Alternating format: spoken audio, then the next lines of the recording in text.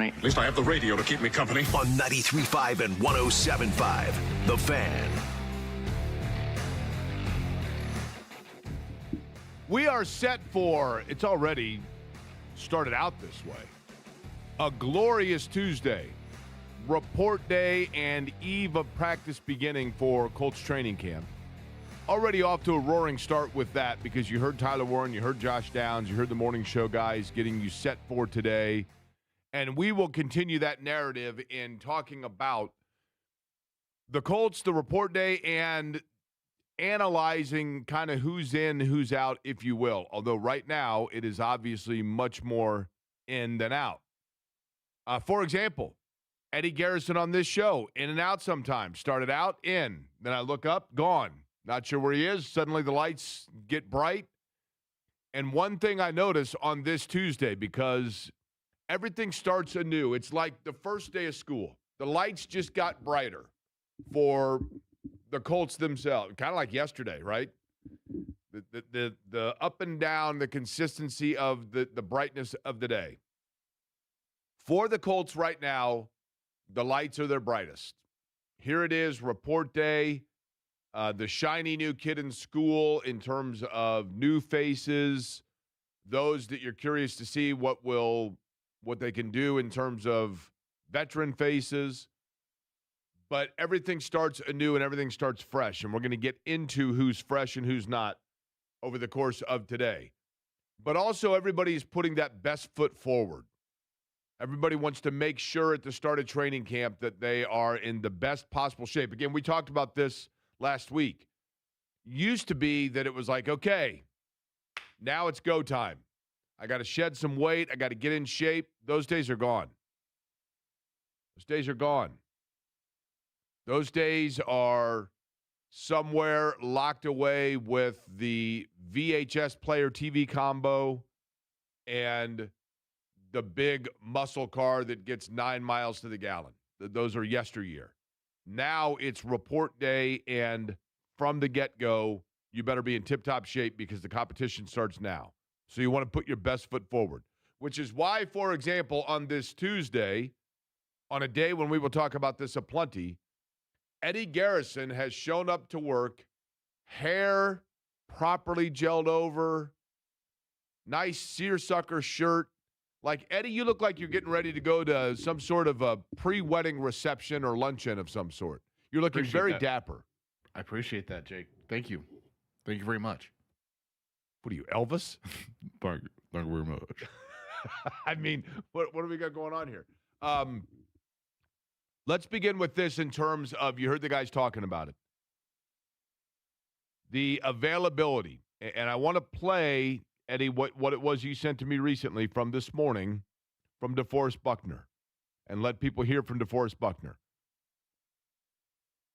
The reality is this. I think DeForest Buckner represents, he is literally, if you talk about franchise pillars, DeForest Buckner is, to a great extent, certainly defensively, but he is a franchise pillar. And what do I mean by that? Tyrese Halliburton is a franchise pillar. Reggie Miller was a franchise pillar. Peyton Manning was a franchise pillar. And there are different definitions of that. There are those that over the totality of their career, they represent a pillar because they are the centerpiece of the foundation that is holding everything upright. They are the consistent column of strength.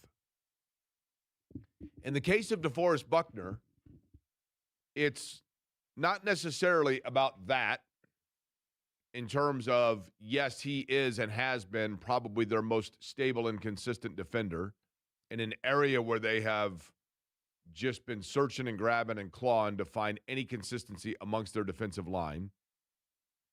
But more so, he's a pillar in terms of representation.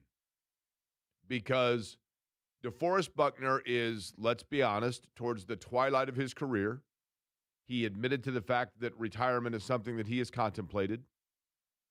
He has fought back from injury, and every time that you think DeForest Buckner is probably done, he rebounds and comes back and finds it within himself to go a little bit further and have a little bit more.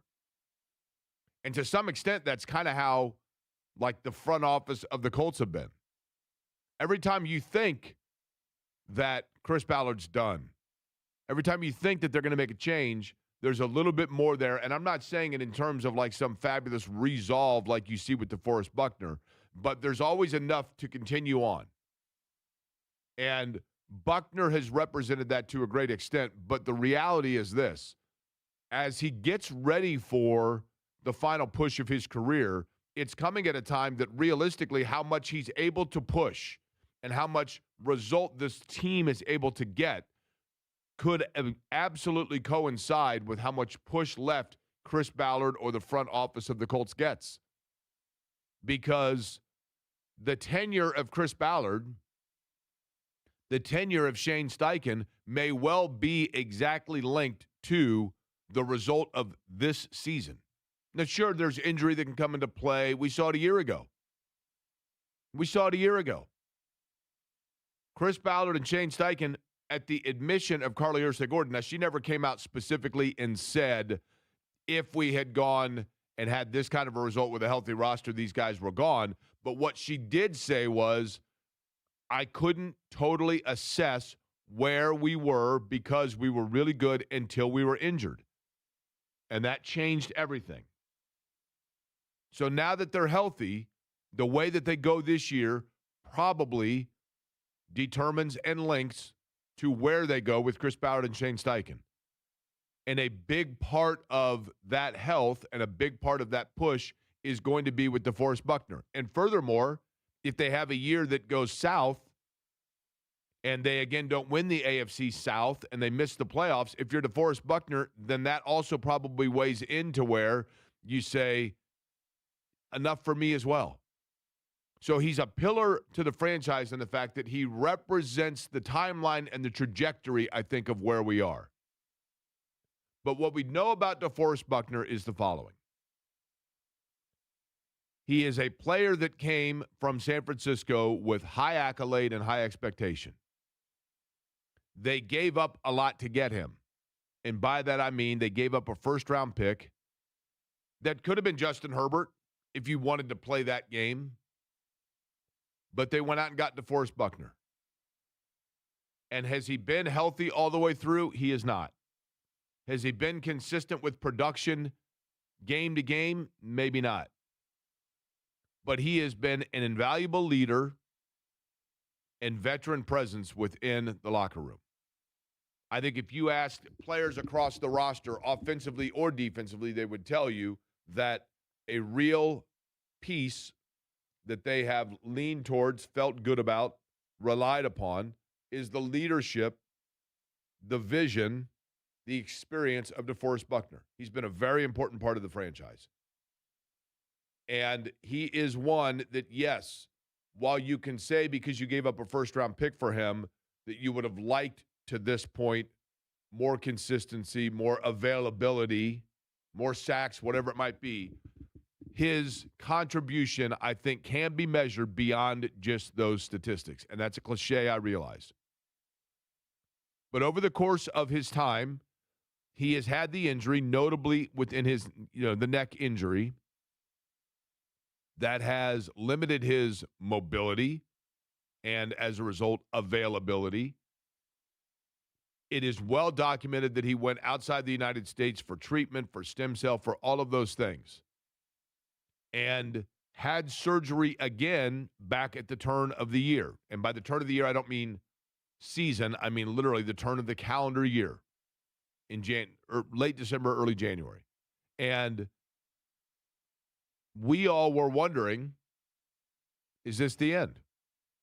Does this mean that DeForest Buckner's time has come to an end and he is going to have to retire from the National Football League? That's what we wondered, and DeForest Buckner, I think, wondered that. DeForest Buckner, though, on a day like today, when it starts out, it's a little overcast, and then all of a sudden, things are going to clear up, and it's going to be super sunny outside. So let's begin from the Colts standpoint with the sun to start the day. The good news, the optimism. This was DeForest Buckner talking about being invigorated, if you will, and feeling that freedom of knowing, going from the next surgery of unquestioned future to now being medically cleared to get back on the practice field. It felt like a graduation day for me personally. You know what I mean? Getting to this point from where I started on New Year's Eve, not being able to do a whole lot after surgery, just pretty much being in the bed, not being able to move around. I mean, I couldn't even pick my kids up and stuff like that. I couldn't pick anything up for, heavier than 10 pounds for the first, couple weeks. So it was frustrating, but, just kept my faith and kept working and, trusting the doctors and my trainers. And, there was a lot of, teamwork involved with the whole operation and everything and recovery. And, I'm just happy to be at this point. Now, that's the good news. And that, honestly, great news for the Colts defense, for the locker room, for all of it. And you seek out those sorts of tidbits of optimism this time of year. But like anything, just like yesterday and just like probably today, it's a mix, right, of cloud cover and sunshine. I promised myself that I wasn't going to come in here and be like a complete cynic. I promised myself I wasn't going to start out the show with pessimism. And I promised that I wasn't going to be sarcastic about, here it is, gumdrops and lollipops, and everything's peachy keen, and the roster's awesome, and this guy, everybody's flying around making plays, and bring on the banners. I wasn't going to mock it in that term and in that regard. But I do think the DeForest Buckner news is significant. And that's, you would rather have that than not. And yesterday, Daniel Jones making it clear that he has been cleared to practice. He's been medically cleared. Now, there is one thing that I am going to ask of all of you. Again, not being cynical, younger me. I'm more seasoned now. So I've been around this a little bit in terms of just looking through things and being able to decipher through and rely on precedent as to how to interpret things as they happen. Not saying that means I'm accurate at it, but you get a feel for it. And one thing that I know and one thing that I can lean on in terms of that precedent, and it in no way, shape, or form is this me being that one cloud that moves over the sun when you're laying out and all of a sudden you're like, wait a minute, where'd the sun go? But being medically cleared to practice and being 100% to play in a game are two totally different things. Medically cleared to practice, I am not a doctor. I know that's stunning. I never even took a Sally Struthers class on medical training. But medically cleared to practice essentially, I'm assuming, means you are now free to go and resume your normal range of motion without probability of return to injury being greater than what it was, before you were hurt. In other words, you had an injury. You have worked through that. That injury is now healed to the point where your probability of a recurrence is no greater than it was the day before the injury happened. And so that's obviously good news. They've taken the governor off the car, see how fast you can go. But that doesn't mean that the car is immediately ready to go 0 to 60 in 2.5 seconds. What did we hear yesterday when Shane Steichen was talking about Alec Pierce? We're going to ramp things up for him during camp. Alec Pierce, of course, starting out, we know now on the physically unable to perform list. Again, I go back to Eddie. Can we come up with a different name for that list? I'm extra sensitive of this. I agree. Right? How about the OTS list? Can we call it that? OTS? Mm-hmm. Let's go with that. Can we go with that? Can you explain what OTS even means? On the shelf. Oh, on the shelf. Is that okay? physically unable to perform. I just think, especially in sports radio and advertising and things like that, it gets into uncomfortable areas that's frankly kind of personal, right? So just on the shelf. The guy's on the shelf for a while, and then we're going to check it and say, oh, it looks fresh now, and then boom, ready to go. But Alec Pierce, when Shane Steichen said, like, over the course of camp, we'll ramp things up, that's because, and he has yet to be medically cleared. DeForest Buckner is medically cleared. Daniel Jones is medically cleared. But being medically cleared doesn't mean that your body, now you enter into the area where you can start to use this time to get your body ready for a game situation. Because you heard James Boyd mention it, and it's totally true. The range of motion, the quickness that you need, the physical nature of what your body is expected to endure is totally different between practice and an NFL live game situation. Alec Pierce, DeForest Buckner, Daniel Jones, C.J. Allen, who's also on the shelf. He has a calf injury, not expected to be major. But again, I don't mean to bring up PTSD precedent in this town, but what do we know when you look at Daniel Jones, or dare I say it, the basketball side of things in this town? One thing that we do know is that calf injuries at times, and we have no idea the severity of this, how high up or low on the calf, but calf injuries can lead to other problems because you don't realize it, but you're moving in a certain way, you're compensating in a certain way, you're putting pressure or stress on an area of your leg that you didn't prior. So I understand that you proceed with caution. I understand that you err on the side of that caution, and thus you take that player and Alec Pierce both, and you put them OTS, right? Do you like how I say that, Eddie, as opposed to pup? OTS, just on the shelf? Sure. Is that okay? Sure. Okay. But in the case of Daniel Jones and in the case of DeForest Buckner, what now you need to do during the quote-unquote ramp-up period, if you want to use that term, is this is the time to make sure that their body is getting back to the strength level. And I had a conversation yesterday about this, to make sure that there is equivalent strength in the case of Daniel Jones from one leg to the other. Because what do you have in the case of Daniel Jones? You have a leg injury, and I don't care what injury it is. I don't care if it's a boo-boo on your ankle, a blister on your foot, a torn Achilles that's repaired, a calf injury, whatever it may be. In the case of Daniel Jones, you have one leg that for quite some time, the muscles have not been used. They've not been called upon.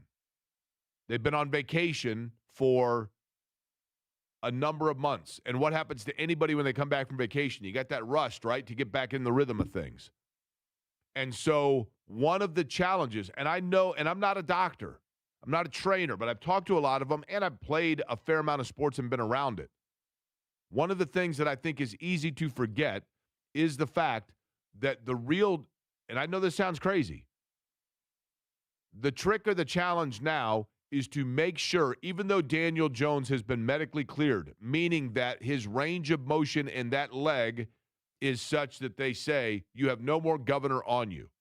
Now what you have to do is make sure that that leg is the same strength as the opposite so that you are not compensatory amongst your movement and favoring in one way that your body is not used to, because that can then complicate other areas. There is a famous basketball player. I'm not going to say any names because I don't want to get into the, specifics of HIPAA and whatever else. But there is a famous basketball player from these parts that had a brilliant career. And then all of a sudden had knee problems. And the reason that player had knee problems, as I'm told, is because the team that player played for put that player through a physical and said, wait a minute, you have one leg that is like 1/11th of an inch shorter than the other leg. And this is going to create issue for you in terms of your balance and whatever else. So we're going to actually put an orthotic insert in your shoe. So they put the orthotic insert in the shoe, and guess what happened? A knee that had been operating for 20-plus years in step with and in partnership with and with daily email with the other leg saying, hey, I know that I got to pick up a little extra slack here, but we got a system now, and it works. And they threw a kink into that, and then all of a sudden the range of motion was different because it was compensatory towards one side versus the other to a system the body wasn't used to. And that then led to all kinds of knee problems because that orthotic was leading to a different motion than what the body itself had become accustomed to. And so for Daniel Jones, for DeForest Buckner, whatever it may be, the next step is to make sure that the body is sending proper emails and that there is balance amongst the leg sizes. That sounds extreme and absurd and whatever else.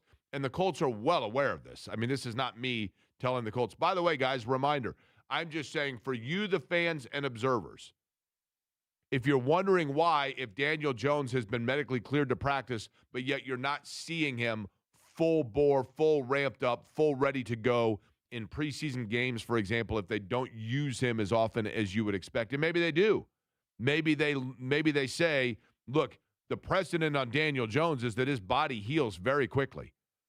And so his leg, the calf strength, the muscle movement is the same as it was before, and everything's firing. All cylinders are firing at the same time. Good.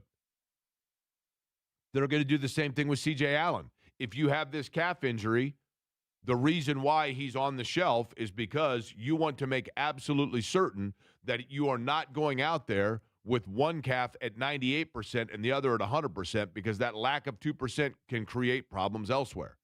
So that's why we are where we are.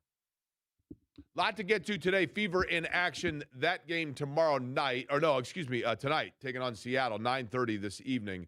That's going to be an interesting game coming off the layoff of the All-Star break. They're playing well, obviously. They've won 3 straight. They've won 5 of 6. They most recently against Seattle saw, an unprecedented performance from Caitlin Clark. But Seattle, the worst team in the WNBA. And so you think to yourself, oh, gosh, great. This allows us to really keep going. And when I tune in at 9 o'clock tonight on the Fan for the 9:30 tip-off, I expect to hear a team that, well, you just don't know.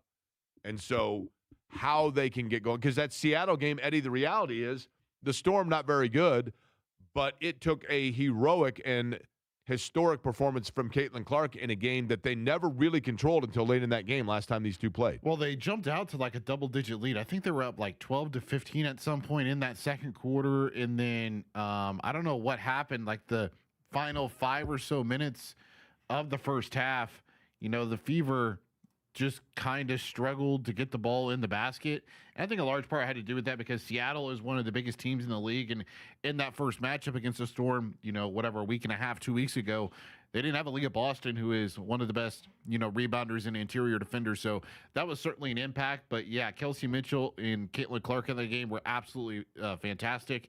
This upcoming road trip will be an interesting one, Jake, because as you highlighted, they have the Seattle Storm tonight. They will face the Minnesota Lynx for the first time. So they're going to have some opportunities here to go on the road to pick up a signature win at Minnesota and get a couple wins against a couple of mediocre teams along the way, too. By the way, speaking of Storm, how about that yesterday? I know. That developed quickly, right? By the way, did you see the tornado that went through Wisconsin? No, I saw there were on the east side here yesterday. There were a lot of limbs down. I did not see. Was everyone okay? What area of Wisconsin? It was a part of Wisconsin I hadn't heard of, but when I was watching some of the coverage yesterday, there was one fatality in Wisconsin, but it wasn't because of the tornado. Somebody got struck by lightning. I'm looking it up now to see what area Appleton. it was. Okay, yeah, that's Green Bay. That's right next to Green Bay. Minisha. I hope I'm saying that right. How do you spell it? Menasha. Probably. And then Neenah. Nina? Yeah. Okay. But Appleton is that's the Fox River Valley, I think is what they call it there. But that's up halfway up the state of Wisconsin towards the eastern side of the state, a little towards the middle, but near Green Bay. So you're talking hour and a half, 2 hours north of Milwaukee. But yeah, yesterday, I mean that was, I'm driving along and all of a sudden it's like, the Shannon called me and said, it feels like nighttime outside. It's so dark. And I said, yeah, they said something about rain. And then it literally led to one of those conversations where it's like, I got to go. I can't hear you. It was that loud. It was raining that hard. It was something yesterday. But storm in terms of tonight, 9 o'clock for the Fever. Also, Chris Ballard talking today, correct, Eddie? Yeah, he is scheduled to talk at 11 a.m. I don't know if we'll be able to he bring talks that. every day, Well, I'm assuming, right? I guess that's true. He's Yeah. not Kramer. I mean, he doesn't take days where he just decides not to talk. He does talk He just every day. doesn't go mute. Correct. But yeah, you can't go mute either. He's not a mime, but he is speaking with the media today and answering questions as he does each year at the beginning of training camp. But I assume this is not a press conference, but rather that tent with the big backdrop behind him, right? We'll see. Sometimes they do that inside, but I don't know if they have access to the inside up there at the Grand Park Sports Campus anymore. So I'm going to guess it's in the tent. Yes. They ought to do it inside and just do, this is the last year up there, right? That's true. Just run around, make yourself at home. Why not, right? Yeah, why not? Yeah. I mean, he does live up there, so. There are several questions about the Colts that we're going to get to today. But to bullet point it again, DeForest Buckner, feeling good and cleared to play. Daniel Jones, cleared to practice. No restriction on that. That is good news. C.J. Allen, important piece on the defensive side of things, going to be basically the captain of the defense in terms of the linebacker position. And while he is starting out on the PUP list with the calf injury, the reality is that doesn't seem extreme because they say it's just a short-term injury. He tweaked something while working out, but he is a critically important piece to getting up to speed to what they want to do. So they need to get him back out there. And then Alec Pierce, of course, we all know the situation there. We'll talk plenty about it over the course of today. Matt Verderame going to join us also coming up later in the show. Always a fun conversation. Kind of get the lowdown NFL-wise with him. Indiana working their way with precision, one would say. 4-0 through the tournament they played down in Peru, albeit it wasn't exactly, it would appear, the most stout of competition. But there were good things about Indiana. We can get into that today as well. But when we return, Fieldhouse Files is where you can read his work. And after the All-Star break for the WNBA, there are still some areas of question for the Fever and the Pacers as well. We'll get into that with Scott Agness next.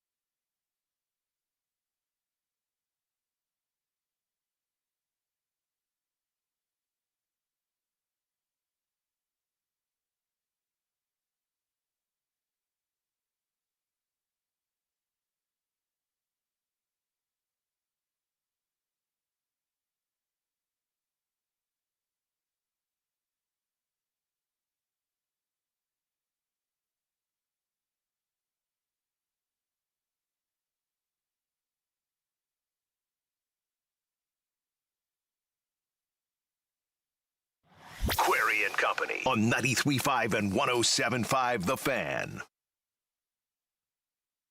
Gene Simmons was on with JMV yesterday. 4 o'clock yesterday afternoon, as a matter of fact. He was on for about 25 minutes.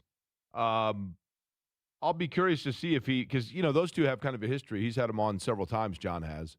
And I did hear Gene Simmons say, hey, come up on stage with us when I'm at the State Fair. And no more makeup, so that's good. So John doesn't have to wear makeup if he gets up there. But he said no cargo shorts, I believe, right? Did you get a hold of Scott, by the way, Eddie? Yep. Scott Agness from Fieldhouse Files joining us. Fever in action tonight, 9:30, pregame at 9 o'clock. Scott, I'm always curious because even though we are radio, and of course you are on the Swab Men's 2-in-1 hotline, but at the same time, we're doing more of the multimedia stuff now. Eddie is a guru in this regard, and so we have the YouTube, split screen, Zoom, all that.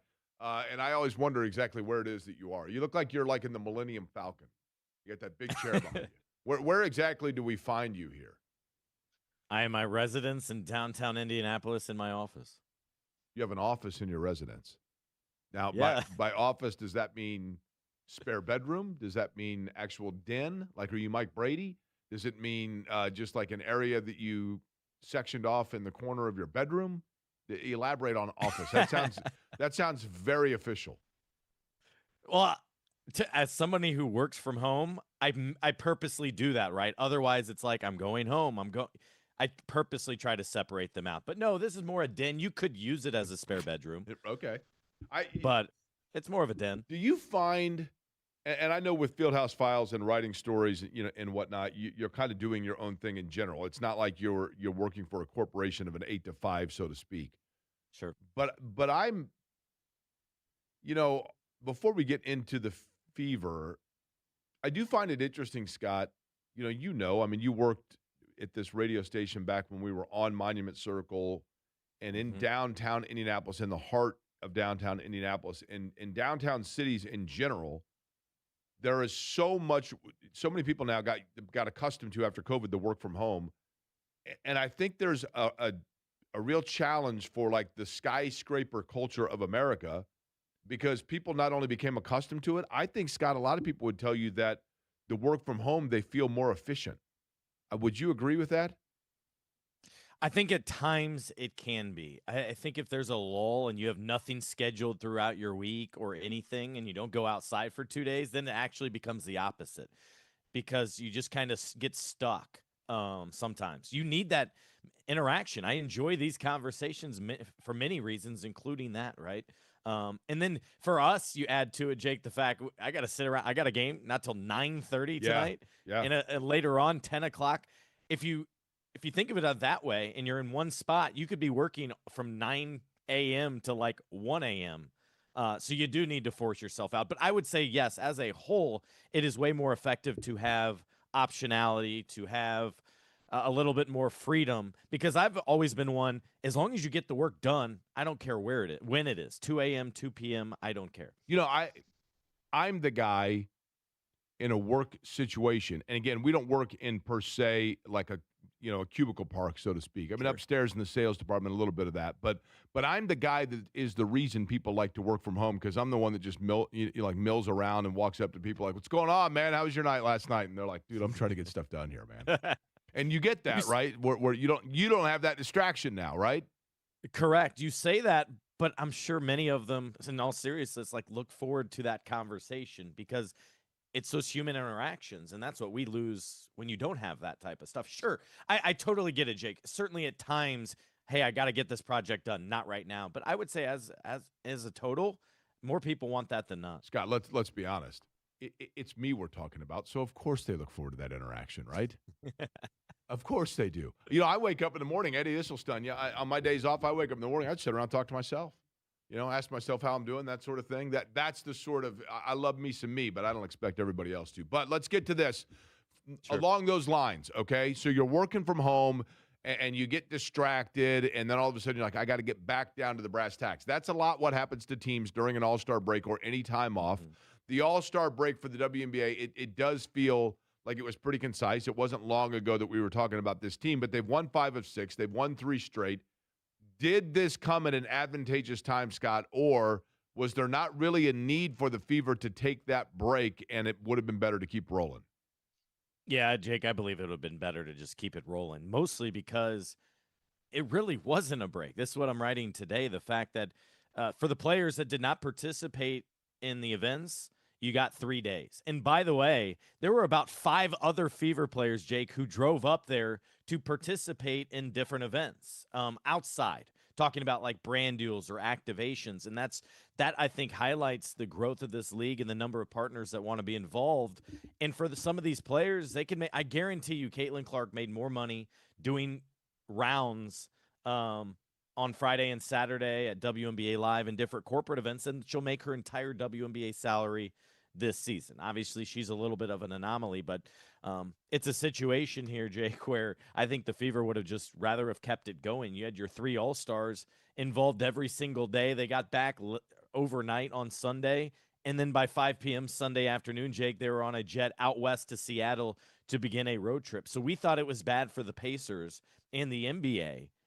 This is way worse than that, to the point where All-Stars literally got no break whatsoever. And so I think for fans, that's in large part is why you didn't see Aaliyah Boston, for example. She was like, hey, I'm good. Let me just take it easy. I got to be well rested to get started because we have a greater mission this season. Scott, let me throw something at you that, as you were talking about that and just, everything that goes into, say, the All-Star weekend, right? Mm-hmm. And this is maybe way out of left field, so feel free to say, Jake, that's way out of left field. But I do think, and we've talked about it, okay, and I've had conversation about it from a number of different areas. Not at the fault of Caitlin Clark, not at the fault of, to a great extent, the WNBA or the Fever or whatever else, but there's been all this discussion about all the noise. We always use that term, the vortex, as you've heard me use, regarding Caitlin Clark and narratives in so many different areas, everything from the way that the games are officiated to politics and et cetera. And one thing about Caitlin Clark, where I give her a ton of credit, if you go back to Michael Jordan's early time in the NBA and the famous quote of, Republicans wear shoes too, Jordan intentionally stayed in a middle lane when it came to those things because he knew that he was a marketing enterprise that needed to appeal to all levels. But we're in a different era now. Is it possible that we are approaching a period where Caitlin Clark, I'm not saying needs to get political, but where Caitlin Clark, it would behoove her to take more control vociferously of the narrative itself as opposed to letting people write the narrative and how she fits into the script, and instead defining the script on her own of letting people know that she is controlling the things that are said and the scrutiny that is done surrounding her team, and everything else. Is it time for that to happen? Well, I think she probably, and those around her, felt it was a little bit of time, because if you've noticed in a big conversation over the weekend, she kind of tried to push that a little bit. I think there's been one maybe other conversation as well, and normally it becomes in a sit down with ESPN is when it happens. It's not happening in our media scrum for the most part, but I don't think it'll tilt, or nor does it need to, all one way. But I do think it was important for her to kind of set the table for how she feels about how she's inappropriately, her name is being used and monetized, if you will, more than anything. When we're not even talking basketball, you're talking about things totally, outside anything. But I thought it was interesting, Jake. So that's why I'm kind of glad you brought it up from this respect, is that she tried to take a handle and set a few bullet points, including, you guys don't know me. Keep in mind how young I am. Keep in mind, I hear and see all this, and I have feelings too, like, through all this. And let's stop this. She tried to set the table for this. And then, of course, I saw on a segment on TV, then an analyst kind of pushed that aside and went right back into what they were doing. So I wouldn't say it necessarily worked right away. I thought it was stern, fair, and transparent about how Clark feels a lot about all of that, about how she's become an agenda for many different people and does not want to tolerate it, doesn't accept it. Anything more than that, I don't think she needs to do, owes it to anyone, needs to apologize for how people are utilizing. Like, she has nothing to do with it. That's the one thing I try to keep re-emphasizing here. She has no play in all this, Scott. But I think she did need to say one thing. The thing to me that has become just I don't know. And again, we have seen in this town, I've mentioned before, I covered the entire Peyton Manning era. I covered the entire Andrew Luck era. I covered the latter part of the Reggie Miller era. We have seen transcendent marketing superstars in this town. But this is the first time that we've seen it in totality with the social media aspect and everything that comes with it, right?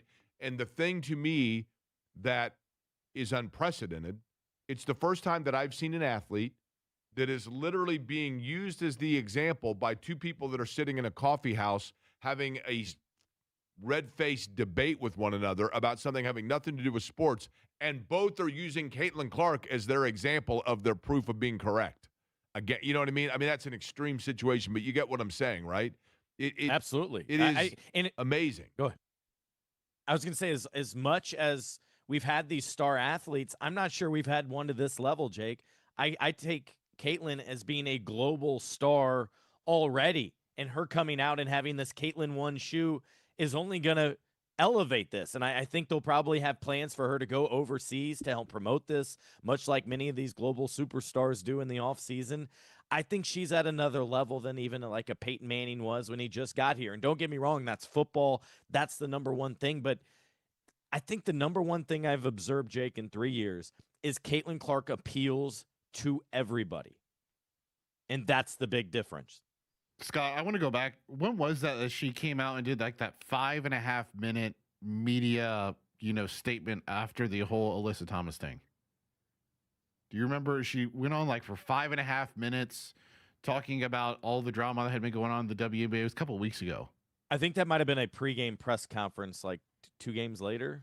I can't remember. She was coming back from her back injury, but nonetheless, it felt like when you look at just her statistically, after she kind of, expressed that, it was like a weight lifted off her shoulders and she started to play a lot better. Do you think all of this is honestly weighing on her in terms of her on-court success too?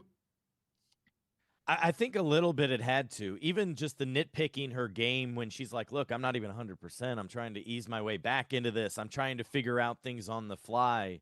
And the constant noise and criticism. But I think she totally understands it from a basketball standpoint. What bothers her, what I understand and hear, is just all the outside stuff that we can all agree is just ridiculous. And you'll never believe the headlines. You'll never believe what Caitlin said, and then it's just terrible or whatever. And it's nothing that she said whatsoever. And so I think she and her team felt it was important to come out, get ahead of this, try to squash it as best as possible while understanding you only can do the best you can. People are going to continue to do what they do. But I think now if you can just have a little sympathy for her, those in those positions, maybe you'll think twice about going that direction, and I hope it works to some extent. Scott, this is Cart Way Before the Horse. Scott Agness is our guest. He's on the Swabman's 2-in-1 hotline. He's with Fieldhouse Files. Cart Way Before the Horse, I realized, but in watching All-Star Weekend and the festivities, and I knew this already, but I'm like, Kelsey Mitchell's a star too. I mean, she is an elite level player. She can score in a number of different ways. She is just JMV said it, she's a walking bucket, right? Mm-hmm. Are they eventually going to be in a situation, financially speaking, more than anything else, where they got, and I think we know which way they would go, but can those two, Caitlin Clark and Kelsey Mitchell, can you have both of them on your roster long-term now with the salaries that are going to be out there? Yeah, it's that last point, right? Because Caitlin will be eligible for that new epic clause, which Aaliyah Boston obviously taking advantage of this year, and Kelsey Mitchell on a max contract. So essentially the question becomes, Jake, in simple terms, can you have 3 max players and fill out the rest of the roster and have a competitive team?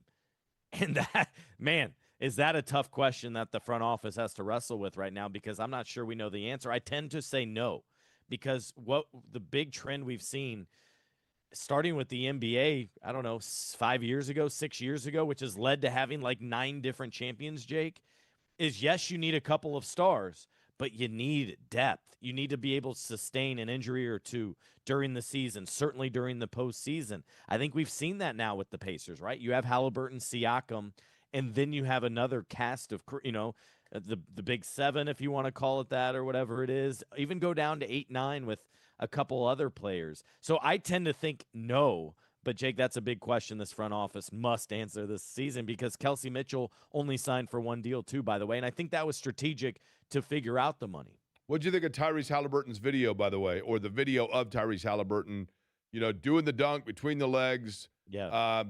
Those that were concerned that the weight was going to stick around. Looks like there's still some tone to be done, but he looks pretty good.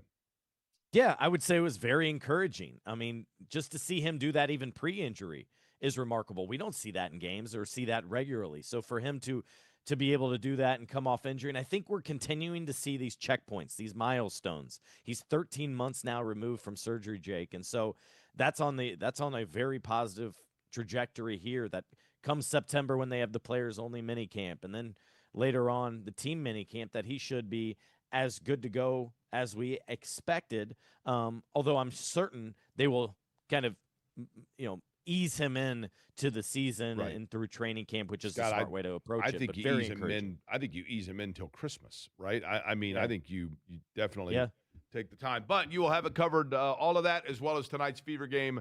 9:30 tip, 9 o'clock pregame. You can hear it right here on this radio station, Fieldhouse Files, and Scott Agness will have it all covered. Scott, appreciate it.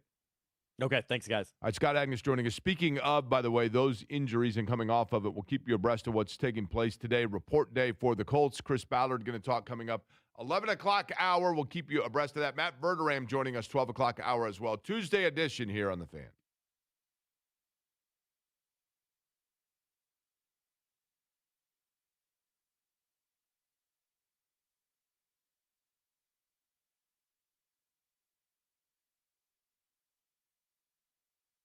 Hey there, Jake Query for Surfside. During the course of time since Surfside has hit the scene here with the iced tea and vodka, the lemonade and vodka, not only have I gotten to know about their newer flavors like the blueberry lemonade, which has been a huge seller, but also just getting to know the Surfside story, knowing the story of where it began on the East Coast and now their importance to making sure that they are here in Central Indiana, getting to know Ryan from Surfside.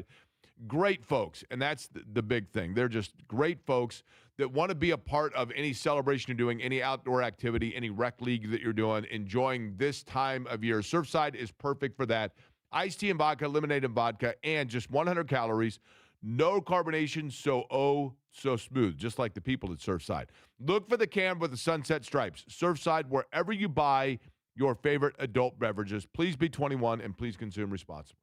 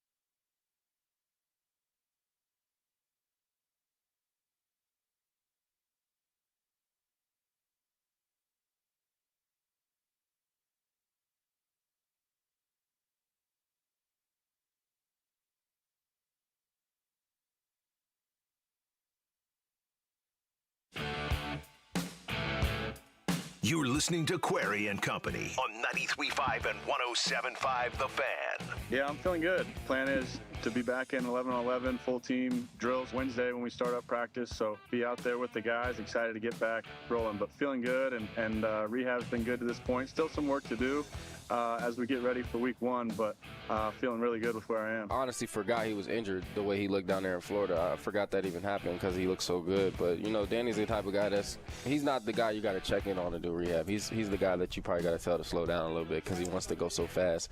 But on top of that, just also keeping the guys together, asking when we're going, hey, you going to be in town this week? I'm trying to throw. I'm trying to do this, do that, get better. And I know he spends a lot of time in the facility watching tape with the coaches. So you can, that's what you want out of a quarterback.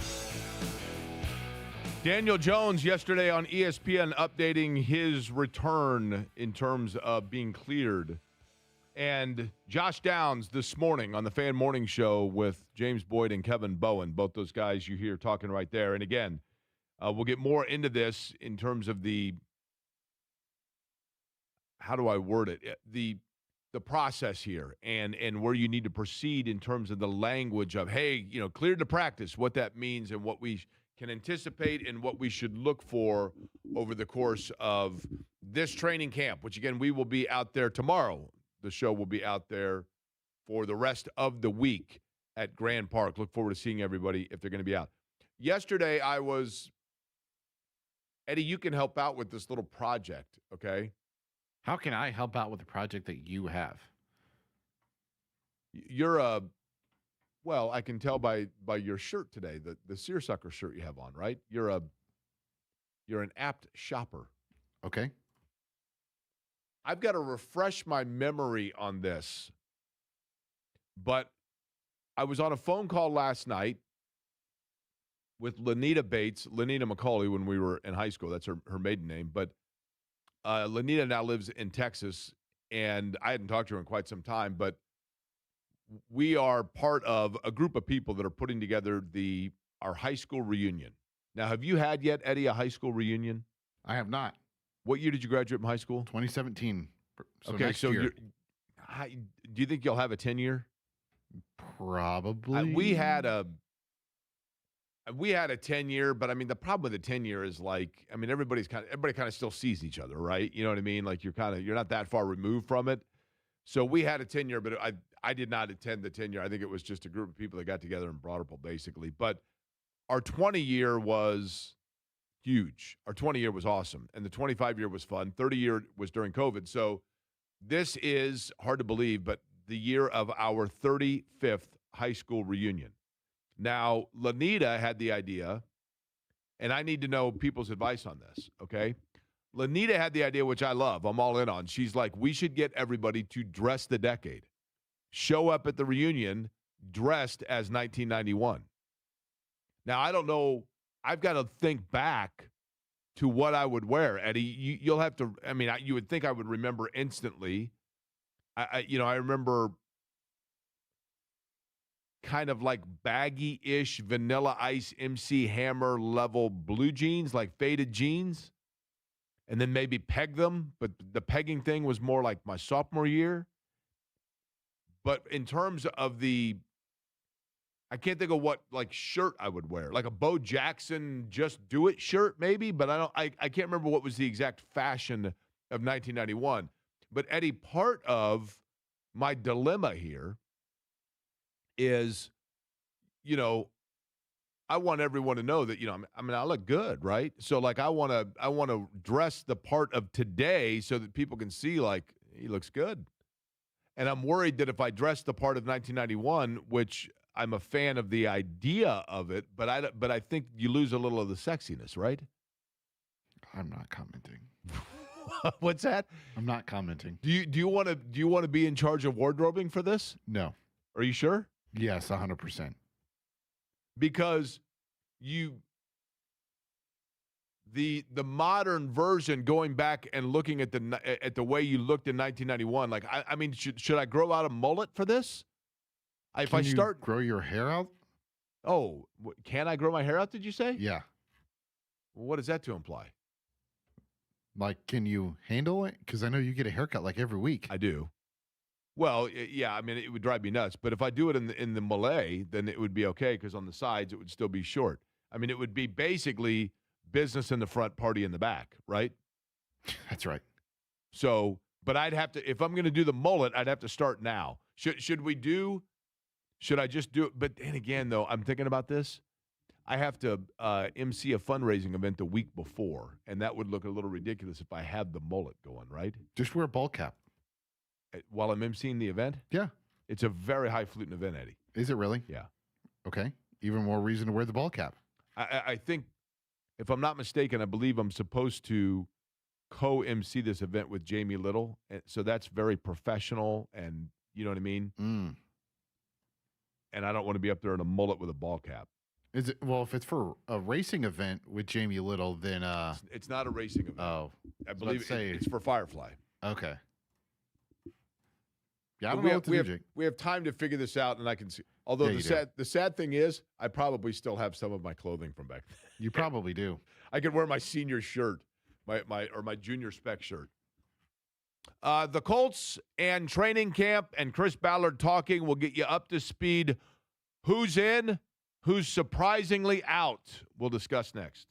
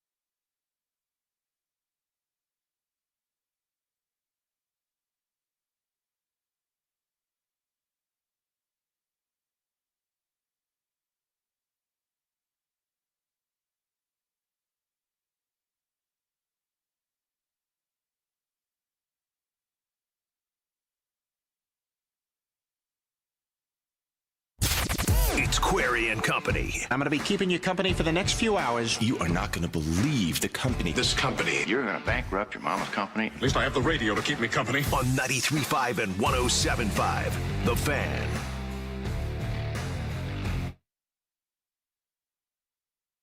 For that matter, it's 11 a.m. everywhere in the Eastern time zone. Good morning to you. My name is Jake Query, Eddie Garrison, the other voice you hear on this program. Greetings and salutations. Good morning. Oh, look at you.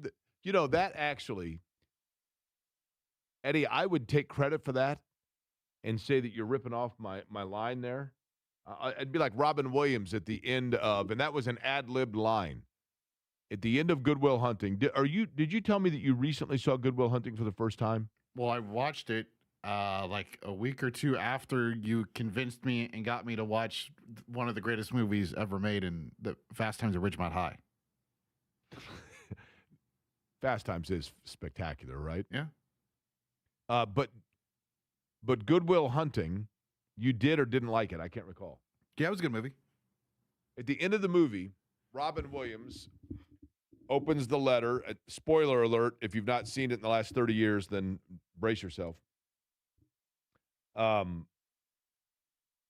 But at the end of the movie, Robin Williams gets the letter from Matt Damon that says, I've gone to see about a girl. And Robin Williams looks and giggles and says, SOB stole my line. That line from Robin Williams was ad-libbed. I learned that the other day in watching a clip of an interview with Matt Damon. But Eddie, My boy's wicked smart. now which is that? Who are you describing there? I was talking about Matt Damon in the movie. But Matt Damon's not the one that's wicked. Oh yeah, it is Matt Damon that's wicked smart. You're right. Yeah, that's after Ben Affleck, one of the great scenes, right? He's Will. Yes. Can you play that one more time? My boy's wicked smart. Casey Affleck. But Eddie stole my line there, but not really, because greetings and salutations actually is a line that I stole from the great Mike Henn. Mike Henn, who worked for Pacer Sports and Entertainment when I worked at the morning show at WIBC many moons ago. 12 people in Indianapolis remember that I was on the morning show on WIBC, but Mike Henn would come on with us each week, and he would start each thing with greetings and salutations. So I ripped that from him, and Eddie's now ripped it from me. The discussion we had earlier talking about DeForest Buckner. Jake, I'm astounded you would slander DeForest Buckner by comparing him to Chris Ballard. Buckner's been a solid contributor to the Colts, whereas Ballard has been an unmitigated disaster. Ballard is the only GM this side of Jerry Jones who would be retained after 9 miserable seasons. Okay, again, go back to the way that I said it. And I appreciate the text. 239-1070 if you want to text the show. You can also always text me after hours if you'd like at 523-9288, which is my cell phone. What I meant when I said DeForest Buckner represents Chris Ballard is this, and I will stand by it. There is no doubt about the fact that Chris Ballard and DeForest Buckner differ in terms of, I guess, their status or their contribution, because DeForest Buckner, we know, has been consistently a great player. Chris Ballard, you could argue, has not been consistently a great executive. But DeForest Buckner's had great games, and then he's had games where he's not available. Chris Ballard has had good draft picks or moves, and many in which they were non-existent. But the reason why I made that comparison was symbolic. It was symbolic. It was symbolic in this regard. What I was saying was DeForest Buckner represents, he is representative. If you were to sketch out the Colts season and their certainty or prognostication, the forecast for the Colts moving forward, DeForest Buckner very well represents it, because DeForest Buckner is in the twilight of his career. DeForest Buckner is coming off of a neck injury where he did everything he could to put himself in position to be able to play. He went and he had surgery and he had stem cell, all of that, right?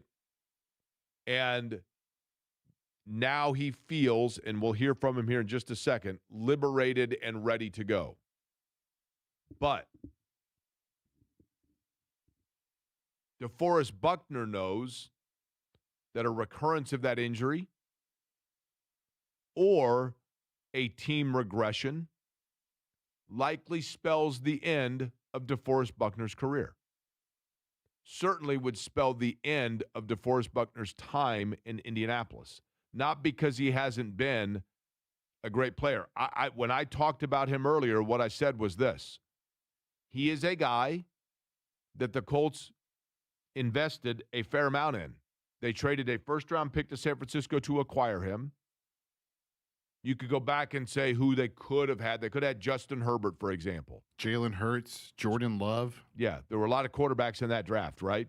Now, and I can't recall if that was, in my apologies, I can't recall if that was, so they were after the Andrew Luck retirement, right? Yes. When they were still searching, but they thought they had Carson Wentz. It was immediately after, right? Yeah. So in Carson Wentz, they thought they had the answer there. But neither here nor there. The point being, whenever you give up a first-round pick, you need first-round production. I think more often than not, they have gotten that from DeForest Buckner. But the bigger thing that Buckner has provided for them has been a one steady piece of the consummate pro and teammate. I think if you talk to that locker room, regardless of the side of the ball, regardless of the position, what you hear and what you get are players with the highest respect for DeForest Buckner that turn and look towards that area of the locker room for his leadership, his guidance, his professionalism. That's not me overselling it. That's not me pretending to be some insider. You can see that. You don't have to be in the locker room. You don't have to be a guy that played the sport and is in the locker room to know that, right? You can talk to players. You can find that out. But Buckner is now at a point in his career from the standpoint of his body, his production, his age, his contract, that if this year goes south, it likely is his last. And in player form, that represents the tenure, one would assume, of Chris Ballard. One would assume that if this year goes south for the Colts, that it is the end of Chris Ballard. And if it's the end of Chris Ballard and a new GM comes in, that new GM is going to want to start fresh and not necessarily have an end-of-career, injury-prone defensive pillar. They're going to want to go their own route. And so, therefore, they are symbolically attached in terms of the trajectory of their path. Now, Buckner had surgery in late December, early January, and you heard us talk about it. You heard us talk about whether it was here, whether it was J&B, whether it was Kevin and James in the morning, and Jeff at the time. You heard discussion amongst all of us as to the question mark on the future of DeForest Buckner and whether or not he would play again. And some of that was conjecture, and some of that was based upon chatter and information. But DeForest Buckner today, when reporting to Colts camp in Grand Park in Westfield, talked about the fact that he has been medically cleared, and we'll get into what that means, but medically cleared to practice. And he illuminated his thought process amongst the last 7 months and how he feels at this moment today reporting to camp. It felt like a graduation day for me personally. You know what I mean? Getting to this point from where I started on New Year's Eve, not being able to do a whole lot after surgery, just pretty much being in the bed, not being able to move around. I mean, I couldn't even pick my kids up and stuff like that. I couldn't pick anything up for, heavier than 10 pounds for the first, couple weeks. So it was frustrating, but, just kept my faith and kept working and, trusting the doctors and my trainers. And, there was a lot of, teamwork involved with the whole operation and everything and recovery. And, I'm just happy to be at this point. Hey, Jake, massive reach. Again, All I'm saying is, if you look at Buckner, and right there, the optimism going into the year, the fact that when it came to Buckner, two totally different reasons, I realize, but when it comes to DeForest Buckner, we all wondered for the last couple of years if that was going to be the last year of DeForest Buckner. And now Buckner comes into this camp, and yes, he is very optimistic. Yes, he is very upbeat. But at the same time, you do know and understand and realize that there is the possibility that any year could be the last one for DeForest Buckner as a Colt. Chris Ballard goes into this year and is going to feel like they have everything in terms of last year where they were, 8-2. Everything's good. Everything's rosy. Everything looks good moving forward. But we don't know whether or not this is going to be the last year. And he's another one that we have wondered for the last few years whether or not he would be back the next. That's all I'm saying. Has one been more consistently productive than the other? Yes. Has one been more well-liked by fans than the other? Yes. Does one have a more consistent path moving forward as a Colt than the other? No. That's all I'm saying. Now, in terms of being medically cleared, I want to harp on this point because I think it's an important one to understand. You'd rather have that than not. There are two players for the Colts that are beginning this training camp on the physically unable to perform list, which we have now, in the sake of just comfort level for guys listening to the show, and I know there are women, we have 43, I think, female listeners, but instead of physically unable to... 42. Oh, I got optimistic, didn't I? Yes. Okay. 42 female listeners. We're in search of a 43rd. But when guys hear physically unable to perform, you're like, can we come up with a different term? So we've on the shelf. So C.J. Allen, who's going to be a very important piece, more on that, and Alec Pierce are on the shelf. Daniel Jones and DeForest Buckner are medically cleared. But being medically cleared and being at 100% are two totally different things. I'm not a doctor. I'm not a trainer. But I've covered a lot of training camps. I've covered a lot of summer leagues. I've covered a lot of sports in general. Talked to a lot of trainers, that sort of thing, been around it. And I've had this job for a while in seeing the journey, the timeline, the path of players coming back from injury. And step one is being cleared to practice. And what that means, non-medically speaking, in terms of a doctorate, but to paraphrase it for the most part, I think a lot of people understand that what that means is you are in a position and a situation here where you are now, we are telling you as a doctor, you can go out and you can resume your normal activity. And in doing so, you no longer have the increased percentage odds that you will have a setback. You are healthy and healed to the point where you are comfortable to go out and work your way back into the position that you were and the health that you were prior to your injury, and you do not have limitation in that. Being told that and then getting your body back to the condition that it was the millisecond before an injury are two totally different things.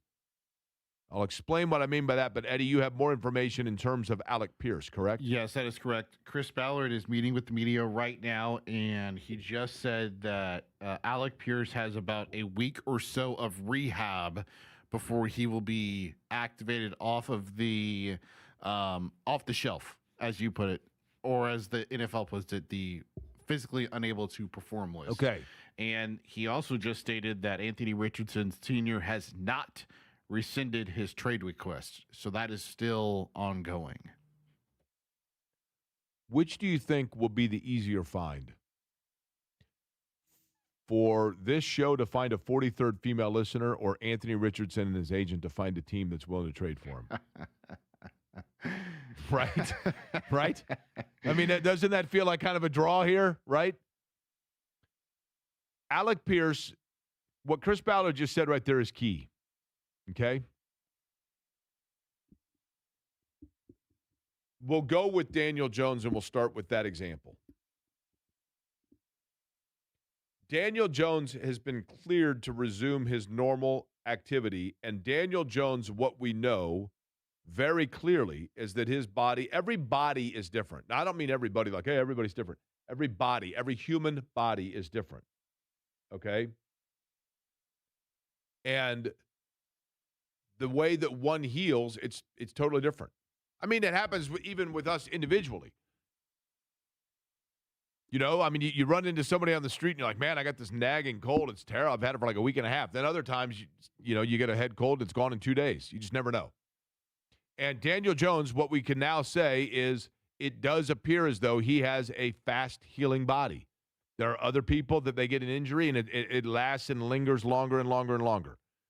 Where Jones now, though, the challenge that he's going to have, or the thing that they need to be very aware of, I'm not going to say careful about, but very aware of, is Daniel Jones' injury. That was when, Eddie, like November? So 8 months? Yes.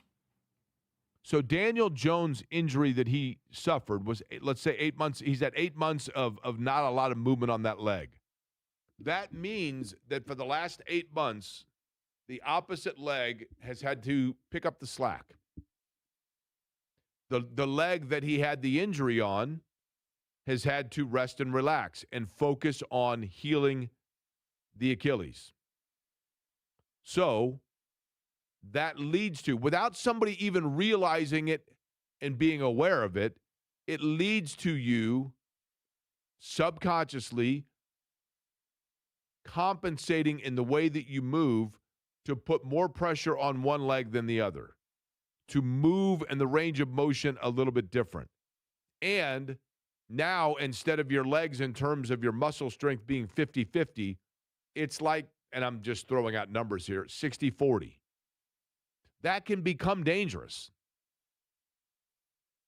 Tyrese Halliburton, in the injury that he suffered, again, not a doctor, not a trainer, but when Tyrese Halliburton during the finals had a lower leg injury. Remember, it was listed simply as that. He has a lower leg injury, and it started as a calf. I believe it was he had a calf injury or a calf soreness. It was lower leg. And the concern,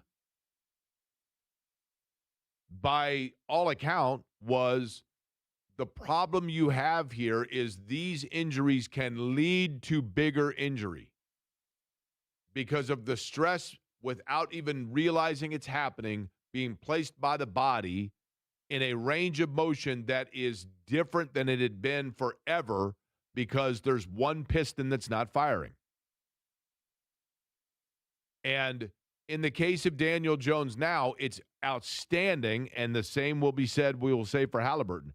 It's outstanding that now that ligament is repaired itself and ready to go.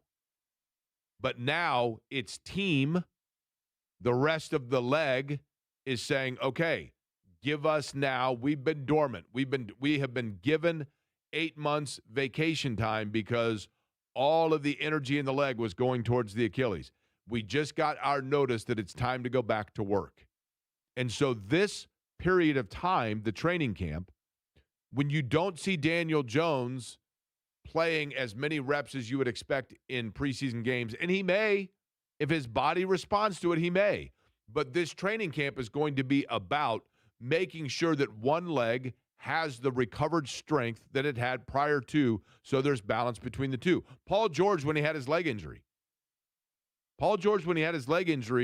his body came back from that, but it was a while before he had the same strength in that leg that he had prior to the injury.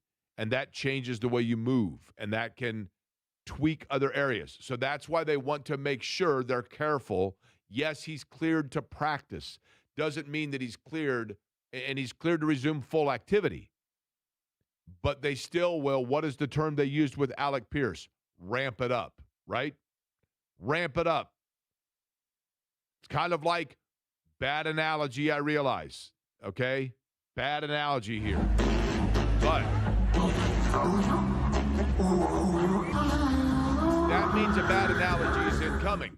When a driver at the Indianapolis Motor Speedway in the Indianapolis 500, even the most veteran of drivers that have turned as many laps out there as anybody, when they are getting ready to re-enter back into the Indianapolis 500, and it's been a year since they've been in the car, they have to undergo the veteran refresher course. And Tony Kanaan, who's turned a ton of laps out there and won the Indy 500 and led a ton of them and whatever else, he still has to undergo that veteran refresher course. And what happens when they do the veteran refresher course? They go out and they have to turn X number of laps between 200 and 210 miles an hour. And then X number of laps between 210 and 220. And then X number of laps over 220. So it is ramping it up to get everything. Okay, now, yes, everything looks good now. You're comfortable. Same with the human body. Ramp it up. So because they have been given, you get my point by now, the clearance to return to practice at activity, it doesn't mean they return them with the wick turned to 100%. That's all I'm saying. Now, C.J. Allen, the rookie out of Georgia. C.J. Allen, we know, is starting out on the on-the-shelf list because of a calf injury. Chris Ballard, Eddie, discussed that as well, correct? Yes, Chris Ballard stated, we don't think it will be long. We expect him back quickly. And again, probably an injury, to be honest with you, that 10 years ago they wouldn't have thought twice about. But you're more aware and you're more careful because of the things that I just spelled out. And C.J. Allen is really important. He's a really important piece because he was on your list yesterday with the most approved this season. The most to prove, correct. Yeah. Because Gary Brackett was the heart and soul to a great extent. I mean, Bob Sanders was a game changer. And Booger McFarland was the final piece that put them over the top. But Gary Brackett, when you think about players in the Colts Super Bowl teams, and then after that, Shaq Leonard, it's that quarterback on the field defensively that is the eyes and ears. And you think about Mike Singletary standing there and the eyes are darting back and forth and you're pointing all over the place. That era of player now is the one that is the green dot guy. I learned that term like a year ago. He's the one that has the earpiece that is the facilitator for the defense of what coaches are seeing and radioing in. And he's now saying, we got to move this way. We got to move that guy. They're setting up this way. He's the communicator. And that player for this defense is going to be C.J. Allen. He was that player at Georgia. He has that kind of range, but he has that sort of vision. The Colts are assuming and hoping that that's who he's going to be for them. But that is so critical to allow him to immediately, sooner than later, acclimate and understand tendency. Eddie, when we first started doing this show, what is the one thing, honestly, when you talk to people about, and I ask this all the time, whenever people come up to me to say that they listen to the show. By the way, Mary Beth says, can I be, now, Eddie, I'll let you be the judge and jury here. Jake, am I already on your list, or could I be female listener number 43? That from Mary Beth. Do we have a Mary Beth already? Well, here's the question, Mary Beth. Do you have a number assigned to you? If you don't have a number assigned to you, then yes, you can be female listener 43. That's why she's asking, am I already on the list? Well, if she's asking if she's already on the list, that would suggest that she is not on the list, right? Are you certain of this? Well, I would feel like if I don't recall personally a Mary Beth being on the list. I don't either, but if I were a female listener, Jake, and I was assigned a number, I would remember what number I was assigned. Wouldn't you? Yes, I would think. So is it possible then? So what you're saying is she is not part of the 42, right? Female listener number 4. Do you happen to have the breaking news sound already?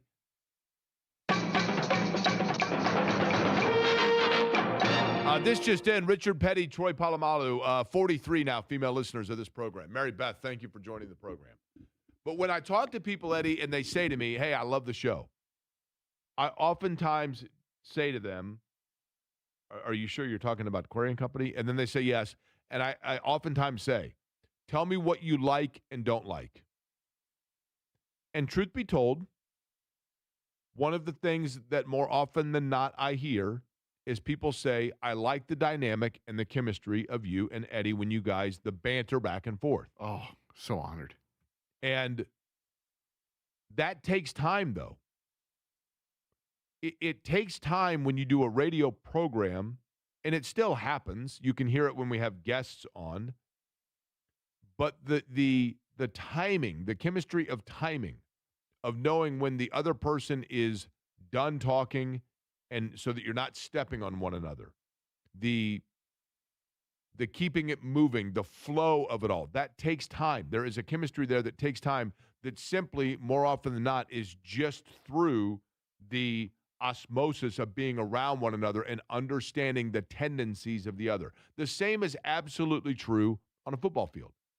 And when the centerpiece that is the one that is determining that pace, that's determining that direction and flow, is not there for your first week or so of practices, it takes time to make that up. And that's why C.J. Allen is a very important player that they need to get out there, because he is the one that, quite frankly, is the boulder and the stream of their defense. I mean, he's the one that has to keep that moving along, and so the sooner they can get him on the practice field, the better. Chris Ballard, Jake, also asked if he anticipated a contract extension for himself heading into this year. Now, hold on. I want you to tell me exactly what he had to say about that, but I want you to do it next.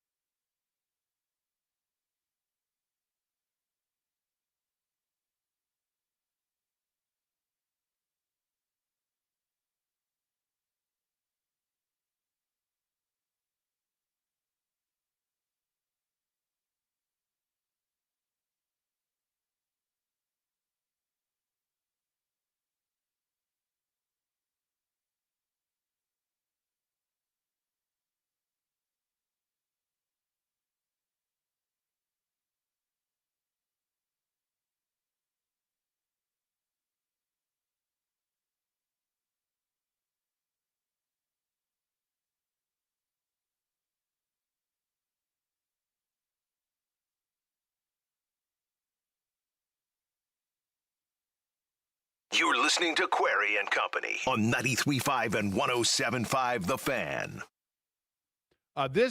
Now, before we get to Chris Ballard, this hurts me.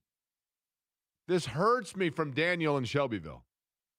Jake, must suck to rely on analogies and have them suck so bad. Okay. Daniel, I expected better from a Golden Bear. I mean, I lived in Country Club Heights, man. I learned to swim at the Elks Club.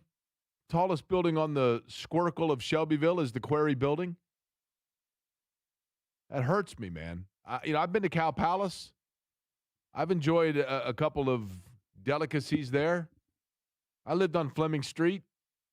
My dad worked at Shelby Steel. None of that obligates you, Daniel, to like my analogy, so I understand it. It's Jake, it's kind of funny in retrospect of yesterday when we were doing our power rankings for the top 5 players with the most to prove. Neither one of us put DeForest Buckner on that list. Like, you can make the case that he belongs in that conversation. Yes, except for that. At this point, I don't know what he has left to prove. You just would he has. There's a difference. Overall health, I guess I should say, and that he still has some left in the tank. I mean, the Colts need him to produce for sure, right? No question. Yeah. Chris Ballard, you said, spoke about Chris Ballard's future. May I ask what it was that he said? So Chris Ballard, I don't know who asked the question, but it was asked, do you anticipate a contract extension for yourself? Since Chris Ballard is going into the final year of his deal, he says, quote, no. And he was asked why. I'm in the last year of my deal. We need to win. Do you happen to have the breaking news sound already?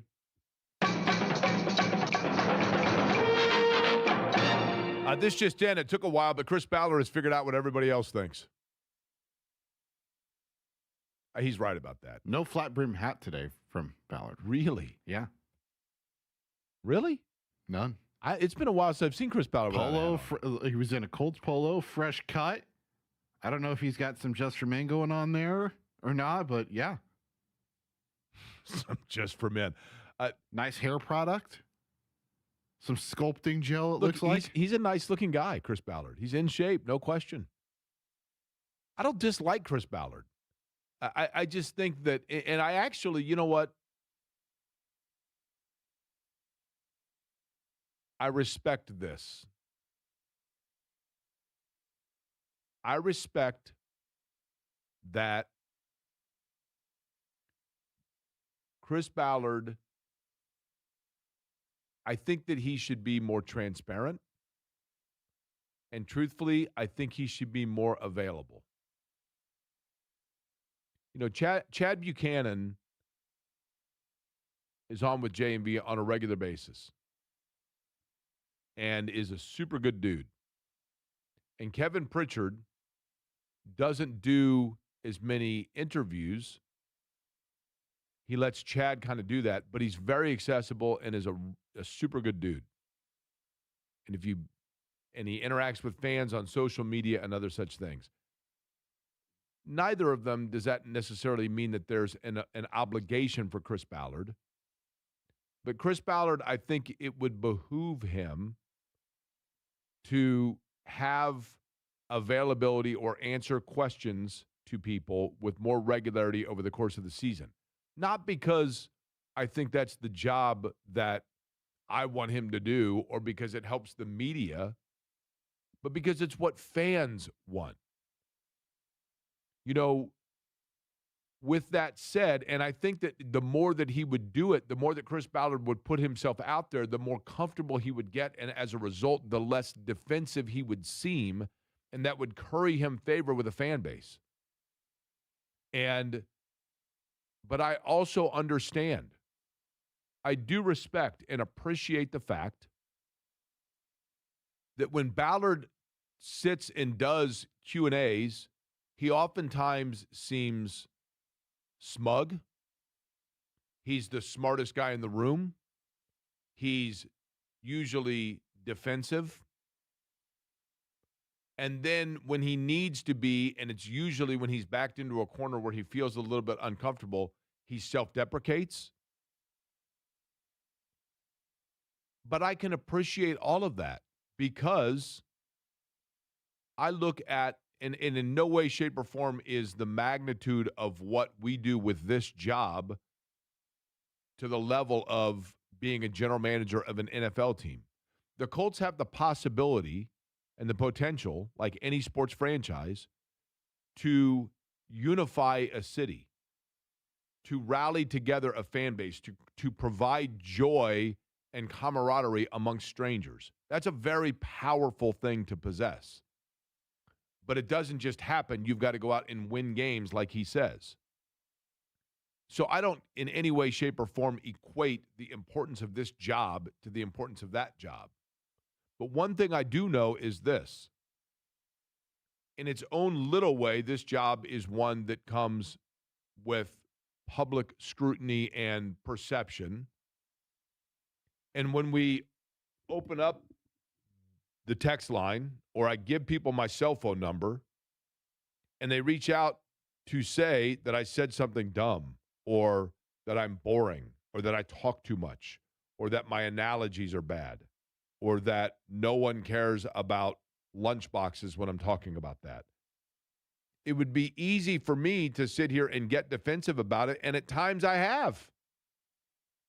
And then I have to sit there and say to myself, it's only fair that we would be able to handle that sort of criticism if my job is to sit here and be critical of Chris Ballard.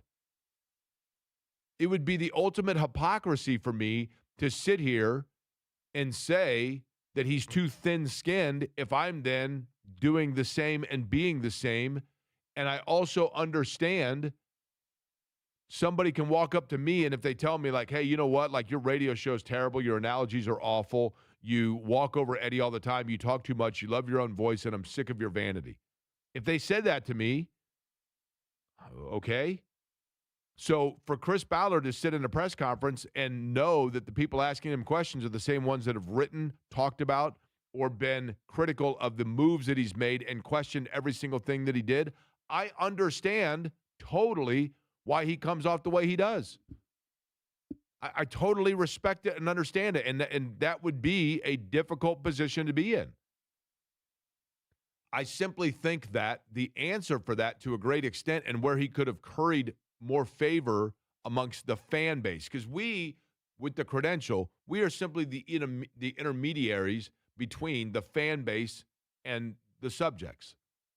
And so I think getting more comfortable in that situation, being more personable, developing more of a one-on-one communication and relationship with a lot of the people that are writing about him and about his team would go a long way, and fans would enjoy that, because I think the reason fans like Chad Buchanan, I think the reason fans like Kevin Pritchard, I think the reason why fans liked Donnie Walsh, I think the reason why fans liked Bill Polian, even though Polian was very gruff.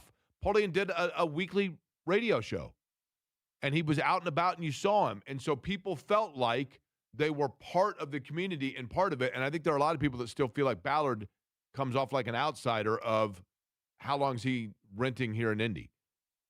And that's unfortunate, and that's unfair, because he is not inept. He's very average to this point in a league where average usually, and not for long, gets you jettisoned. But he's had bright moments and he's had dull moments. But I just think that, being more open would have gone a long way. But simply saying, I'm in the last year of my contract, and no, I don't expect an extension because we need to win, is that's one of the most relatable things he's ever said. It's one of the most relatable things he has ever said. And I commend him for it. Jake, Ballard has been condescending, arrogant, smug, and a terrible general manager in the last 9 years. That from Tyler. Yeah, I think there are a lot of people that feel that way about it. And again, exposure and familiarity and transparency solves a lot of that, and you get a lot more leash. I mean, we're probably past the point of all of that, right? But yes, I think he's right in the fact that he's got to win this year.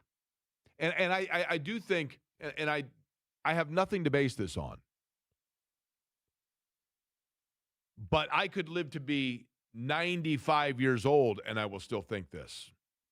And that is that when Jim Irsay passed away, his 3 daughters, who have done a remarkable job. I've been highly impressed. Not like I'm in the room, but I mean, the manner in which they were able to seamlessly transition that power. And I know that they've been listed as owners for like 12 years, and I'm sure that that means that it was a seamless transfer of the funds and the taxes and the things that were bequeathed and the inheritance and all of it. But it still would be extremely complicated. Not to mention, there are 3 daughters. You have one in the oldest in Carly Ursay Gordon, who clearly is the one where the buck stops with her. And then her 2 sisters have different roles within the franchise itself. You know, Kaylin Ursay Jackson, more so, and kind of more on the community, aspect of it. And then Casey Ursay Foyt, more on the periphery. But deviating that or mixing up, spreading out those responsibilities, figuring out what the responsibilities are, going through the business aspect that had to be painstaking and emotional and difficult and challenging, selling real estate, selling possessions, the artwork, all of it. I don't care how much you think to yourself, life is grand and great because it's a business and a billion-dollar empire. I don't care how much you want to go into those things, okay? The reality is it still is a woman who lost her father. Those are hard things.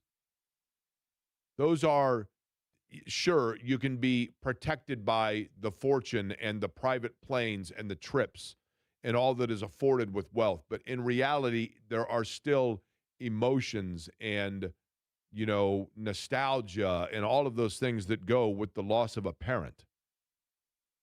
And wading through all of that, navigating through all of that, I am convinced of 2 things. The first being that it meant that Carly Ursay Gordon had to have trust. And Pete Ward gets all the credit in the world because he has been the absolute right-hand man of that family and that franchise since they came over from Baltimore. And like a father, I would assume, or more like a godfather or an uncle type figure to all 3 of the girls. But in addition to that, Carly Ursay Gordon had to have, in the last year, I don't care if it was Barney Fife that was running the franchise. And I'm not saying Chris Ballard's Barney Fife. What I'm saying is when you navigate through that sort of a transition in your family structure and your life, you have to have trust in the people that you are saying, I just need you to keep the car running, and I'll come back later to find out how much gas is in the engine. But I have so much going on right now. And there will forever be, I would assume, somewhat of a bond or a trust that goes into that connection of Chris Ballard saying, I will run the franchise while you guys figure out everything else that's going on. And then once that was all said and done, then I think Carly Ursay Gordon basically sat down with Chris Ballard and Shane Steichen and said, I will forever be appreciative and indebted for the fact that you guys kept this going while I had the bigger things going on to tend with from an emotional and a business standpoint.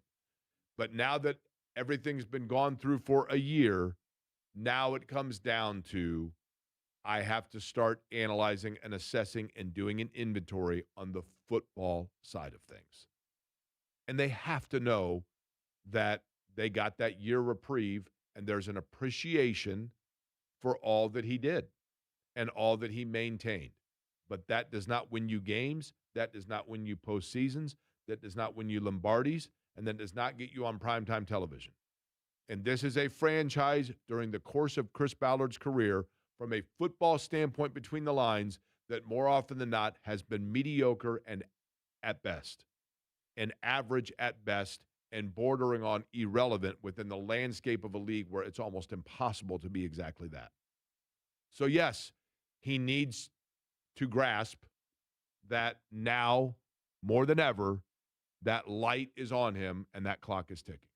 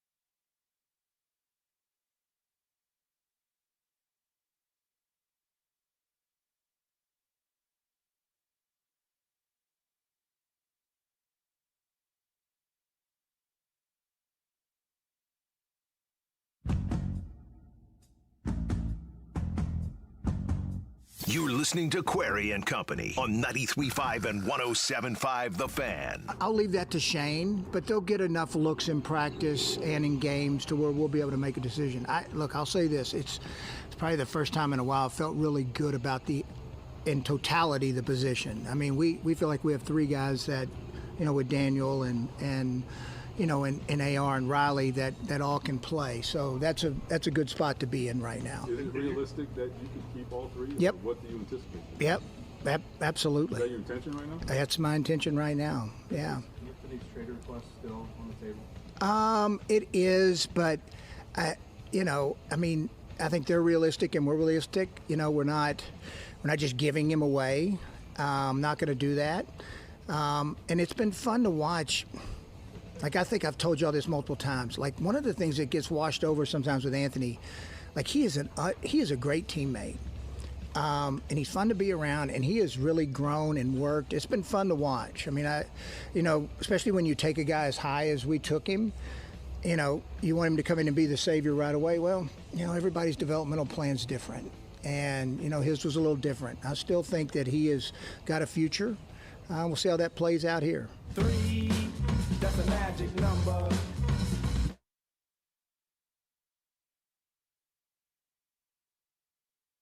Hey, guess what, Eddie? My portable DVD player is still for sale. Really? Yep. I haven't had. It's fun. It's sleek looking. It's great. I really like it. And it's a great. It looks great. So my portable DVD player is still for sale. Nobody's called about it, And it, unfortunately, it used to skip a lot and would freeze up, but I've gotten that fixed, and that's been fun to watch. The way that it's, the way that it's come back from the brink of nearly being recycled, and just it looks great on the shelf with all the other appliances. Not a whole lot of reason for me to use it ever again, and for whatever reason, nobody's called about my portable DVD player, but it is still for sale, just so you know. We have not taken the for sale sign off of it. $250 probably a little expensive, but if somebody's offered me $250 for the portable DVD player, then they can have it, right? If there's a reason, on an airplane, it looks great on an airplane. It sits perfectly on the little tray in front of you, and people don't think it's weird at all when you are getting out your DVD and putting it in to watch it. So it's still for sale. That's kind of where the Colts are with the Anthony Richardson situation, right? He's still out there. He hasn't rescinded his trade offer. And look, and then here comes the list of features, right? He's a great talent. He's a great teammate. He's a great guy. All of those things I know are true. But then, of course, in that situation, it's like, well, then if he's a top 5 pick, why is he not your starter? Chris Ballard, they're talking about the quarterback situation and the decision of who is going to be the backup. I would sit here and tell you definitively that I think for sure it's going to be Riley Leonard, but at the same time, I have to remind myself, I thought definitively that Richardson was going to be the starter last year, remember? I was like, look, it's going to be Richardson. And I still maintain, I think one of the mysteries, if you will, we'll probably never know this answer. But I think I've got a pretty good idea on this. And that is, did Shane Steichen select Daniel Jones because he felt Daniel Jones was the best quarterback amongst the group? Or did Shane Steichen select Daniel Jones because he felt Daniel Jones most got his vibe?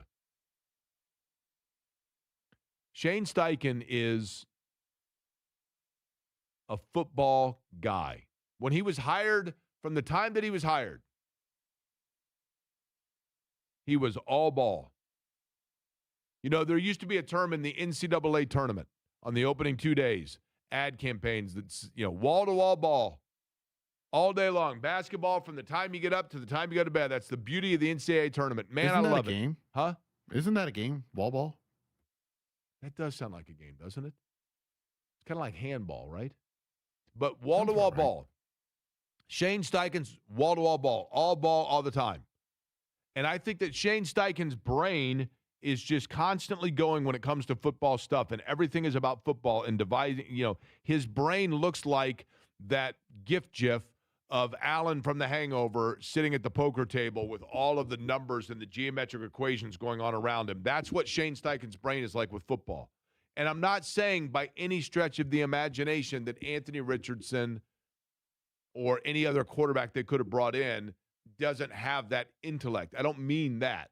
But when you have that sort of your brain's going at that level, what you want is a quarterback that is on your wavelength so that when you are all of a sudden coming up with some weird wrinkle or some weird play, or you say, I need a quarterback that can come up to the line, and when I call a double Y2 red split, and he comes up there and sees the defense is loading the box, he can say, instead of a double Y2 red split, I need to audible now to the Bulldog Shimmy 43. Because that's what, and I need a quarterback that, boom, does that like that. And it's not even, for Anthony Richardson, it probably more was just the fact he didn't have that level of experience of seeing those things, analyzing those things, processing those things, and being basically this pinball that could just ding and spit out exactly what it was that Shane Steichen anticipates when his quarterback goes to the line. And I think last year, over the course of camp, it was less about Daniel Jones being this superlative player and more about he is a really good player that is a superlative processor. And it worked. During the course of games, it worked because they kept pushing the right button. Matt Verderame talks about this and more with us in 35.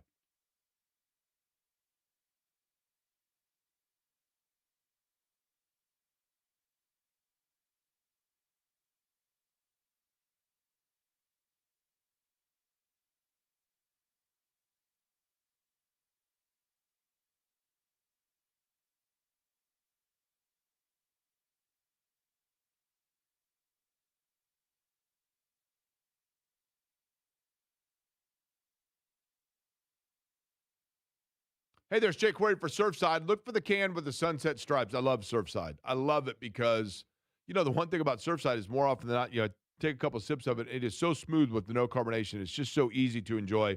Flavor, it goes without saying.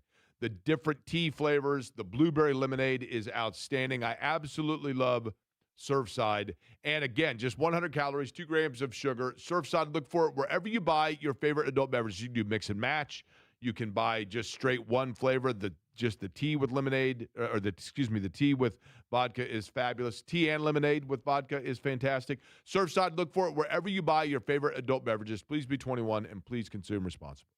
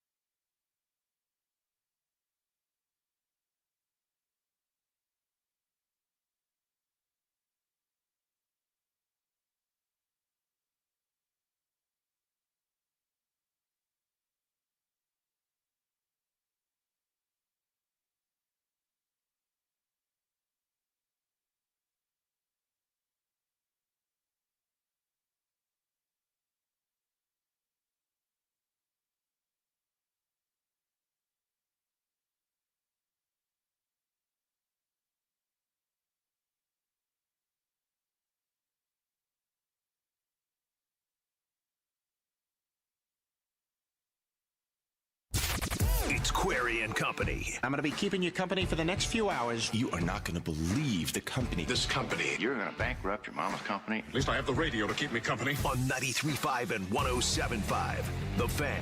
Yeah, I'm feeling good. Plan is to be back in 11-on-11 full team drills Wednesday when we start up practice. So be out there with the guys, excited to get back rolling, but feeling good. And rehab's been good to this point. Still some work to do as we get ready for week 1, but feeling really good with where I am. I honestly forgot he was injured the way he looked down there in Florida. I forgot that even happened because he looked so good. But, Danny's the type of guy he's not the guy you got to check in on to do rehab. He's the guy that you probably got to tell to slow down a little bit because he wants to go so fast. But on top of that, just also keeping the guys together, asking when we're going, hey, you going to be in town this week? I'm trying to throw. I'm trying to do this, do that, get better. And I know he spends a lot of time in the facility watching tape with the coaches. So you can, that's what you want out of a quarterback. Yeah, I think it's being intentional when you say you're not just running routes, you're doing some type of agility drill, but still being intentional about what you're working on. So focusing on getting out of it. I think just working on explosiveness in general is a way to work on that. So I think doing that stuff was big this offseason. I like to call call him an old school throwback baller. You know, he's so physical at the point of contact. He doesn't shy away from it. So any way we can do to get the ball in his hands. Without Pitt, you know, he'll have a bigger role like you mentioned, but he's gonna, you know, he would have a big role regardless. He's a tremendous player, and yeah, I mean, he's an absolute stud. The last voice you heard there was Daniel Jones talking about Tyler Warren on ESPN. Tyler Warren was on the Fan Morning Show this morning. You heard him there along with Josh Downs from that radio program talking about Daniel Jones. Shane Steichen also courtesy of ESPN, as the Colts are reporting today for training camp. And that means tomorrow this show will be out there. Good afternoon to you. My name is Jake Query. Eddie Garrison, the other voice you hear on this program. We thank you for making us a part of your lunch hour here, Query and Company, on 93.5 and 107.5 The Fan. So let's get to the brass tacks if you are just joining us on the program on this Tuesday. Colts reporting to Grand Park in Westfield. This is the final year they will do that. Next year, the training camp will be back on site at their own facility. That's not uncommon now in the NFL. The days of training camp in, you know, the John Facenda NFL films. The frozen tundra. Yeah, except for training camp, it would be, you know, the West Texas Heat looks down over the Green Bay Packers, even though the Packers would have been in Lambeau anyway, but you get what I'm saying. The two-a-days, the video and the imagery of like big fat guys with half-ripped shirts sitting there drinking out of a garden hose before going out for another 3 hours, those days are gone. You know, I remember covering the St. Louis Rams in Macomb, Illinois, home of Western Illinois University. And one of the days, it was two-a-days, it was the whole deal. Guys showing up carrying, you know, just like the Colts used to in Terre Haute and in Anderson. Showing up with a pillow under the arm and a sleeping bag and an Xbox and or Nintendo if you're old enough. And literally, guys looked like they were getting ready. It was like the first day of school where you're just like, ugh. And I recall once being in Macomb covering the Rams, and on some random Tuesday, Mike Martz, you know, we see the whole team going bonkers. We're like, what's going on? And Mike Martz says, shoot, guys. I let these guys shoot. I mean, I let them. They've been working hard and shoot. We just went ahead and gave them the afternoon off. And so all these players are exuberant, and then they're like, but wait a minute, we have to be back at 5 o'clock for meetings or whatever.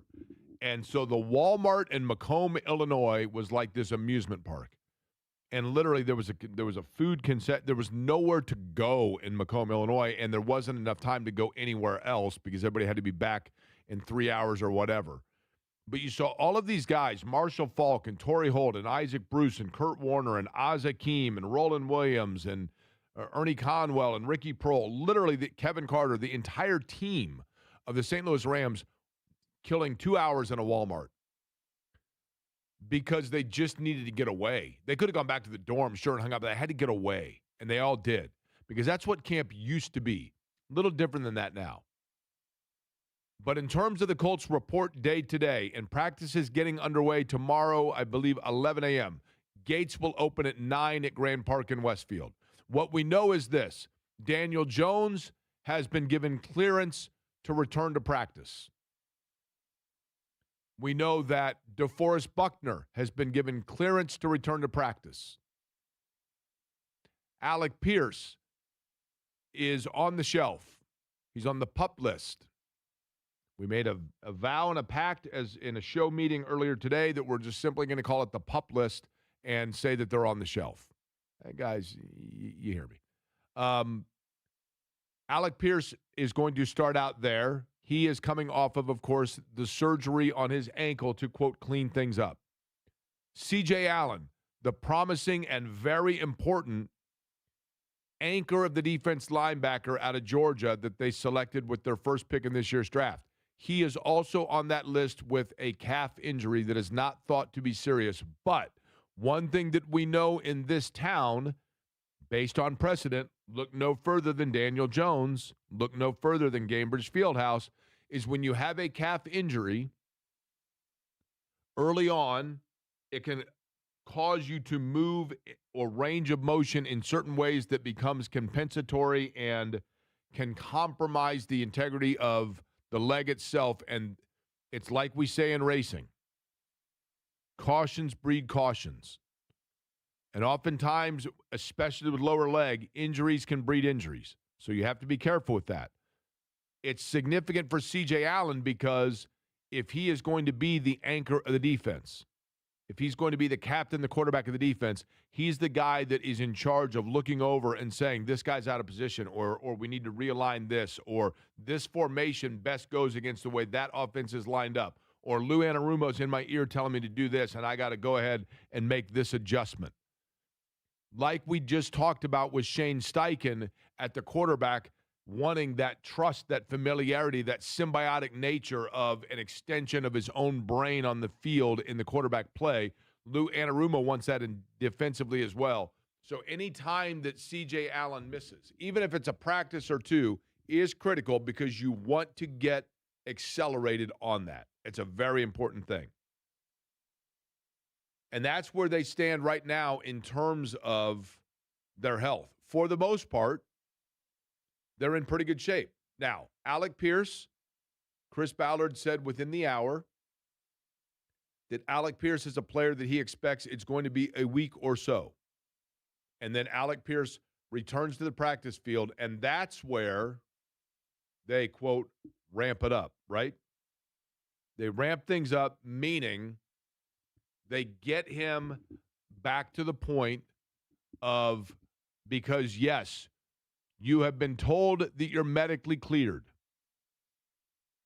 What that means is, and I'm assuming, I'm not a trainer, I'm not a doctor, but precedent would tell me that medically cleared means you now are in a situation where going out and playing is not going to compromise you. You're not at risk of, you're not at any more risk of re-injury than you would have been if that injury had never taken place. You can go out and you are cleared to do so. Now, two things come into play there. Number one, the psychology. Eddie, you, and again, high school baseball and NFL quarterback. Yeah, they're just right there, you know? Correct. 1-to-1. But you had an injury as a baseball player. Yep. Knee, is that right? ACL meniscus, yes. Did you have a surgery or did it heal? Did you just let it heal? I did have surgery, yeah. Okay. So when you had that surgery, even when they told you, hey, everything looks good, you are healed, we went in there and we slapped some duct tape on it and you're good to go. Even with that, I'm assuming. know what doctor I'm going to if they're putting duct tape on it. That's right. But I'm assuming, though, that coming back from that, even though you knew, and even though that your knee and your doctor had told you we are good to go, I'm assuming that your brain still had a governor on it where you hesitated each time you started to move forward, and it took you a while to psychologically get comfortable again. Yes, correct? 100%. 100%. Yeah, the mental hurdle is the longest part of the recovery. It's not the body and the rehab. It's the mental aspect of getting over the fact that, yes, I'm fully healthy again. I can trust, in my case, my right knee to do what I need to do. And that's where this is important for a Daniel Jones, for example, and an Alec Pierce. The other thing that is important, and there are two major themes of today's program, but one of them is about, we'll call it parallel pillars. The first example of parallel pillars in this case, my apologies to Daniel from Shelbyville that says my analogies are all terrible. He's not wrong. But the parallel pillars, think about your legs. Yes, the doctor has told you that the leg where you just had the Achilles injury is back to 100%. But what's not at 100% is the strength of that leg that has had most likely an atrophy set in because you have been limited in your range of motion. And so your other leg has become stronger because it's had to pick up the workload. And it takes a while, and it's very important. Again, not a doctor, not a trainer. But I've covered sports for a long time. And it's very important for the leg or whatever part of the body it may be that you're coming back from to get itself to the level of strength as the other side of the body for the sake of not creating injury that is overcompensatory. I'll go back to the example I gave earlier. And I'm not going to say the name because of HIPAA and everything else. I mean, and I'm being serious when I say that. But I can tell you definitively, there is a basketball player who spent a lot of time in Central Indiana who had a situation where they underwent a physical with a new team that they were with. And that team during the physical said, wait a minute, you have one leg that is, I mean, like minute level shorter than the other. So that's going to create hip problems or whatever it may be. So we're going to give you an orthotic in your shoe to get you to the point where both legs are the exact same inseam. I'm using generic terms. The problem is that player had gone their entire life with their body and their range of motion aware of exactly what it was that was the discrepancy. So the muscular structure of that player's body had compensated for it to the point where it was a 50-50 thing. Then they put the orthotic insert in, and now all of a sudden the body was forced, without the player knowing it, to become compensatory and leaning one way because it was a new formation for the body, and that began a series of devastating knee injuries to the player because the body already had become accustomed to and used to the symbiotic nature of working one side or the other. And that is the thing that you have to caution against when a player is coming back from an injury that has led them to be, immobile for an extended period of time. And that's why you slowly bring it along. And even though they are told you can now go out and practice and there is no further chance of injury, that doesn't mean that you're ready to go 100 miles an hour right away. It is no different than when a driver in the Indy 500, no matter how veteran they are, if they did not drive the previous year, has to undergo the refresher course for the veterans, and you don't just go out and turn 230 mile an hour laps. You've got to go a certain number between 190 and 200, a certain number between 200 and 210 or 215, and they ramp you up slowly to allow you to reacclimate. The same is true of the human body when it comes to this. And that is why, while it is great news that Daniel Jones is out there, and I mean, this is all stuff that when you go out to Grand Park, as you're going to be able to do tomorrow when the gates open at 9, you can watch practice. It begins at 11. When you go out there, you're probably not to your eye going to see the difference in the range and motion that he's doing. But they will scale it back a little bit, and notably in the preseason games as well. Jones will probably play, but in previous years where he might have played 2 quarters, maybe he plays a quarter in a series or 3 series instead of 5. So Jones is not playing at all in the preseason, right? No. And that's why, right? And what I'm saying is, but when you're watching scrimmages, whatever it may be, you're analyzing the pacing of it. They are going to ramp it up, right? They're going to put the governor on it. Alec Pierce the same. I would anticipate that Alec Pierce, they will bring it along slowly because they want to make sure that they're allowing so that on opening day, they are where they were prior to in terms of strength across the board. There's that, right? There's that aspect of it. Now, the other thing that comes into play, let's go back to DeForest Buckner and 2 pillars, parallel pillars. You need the parallel pillars of the legs on both sides.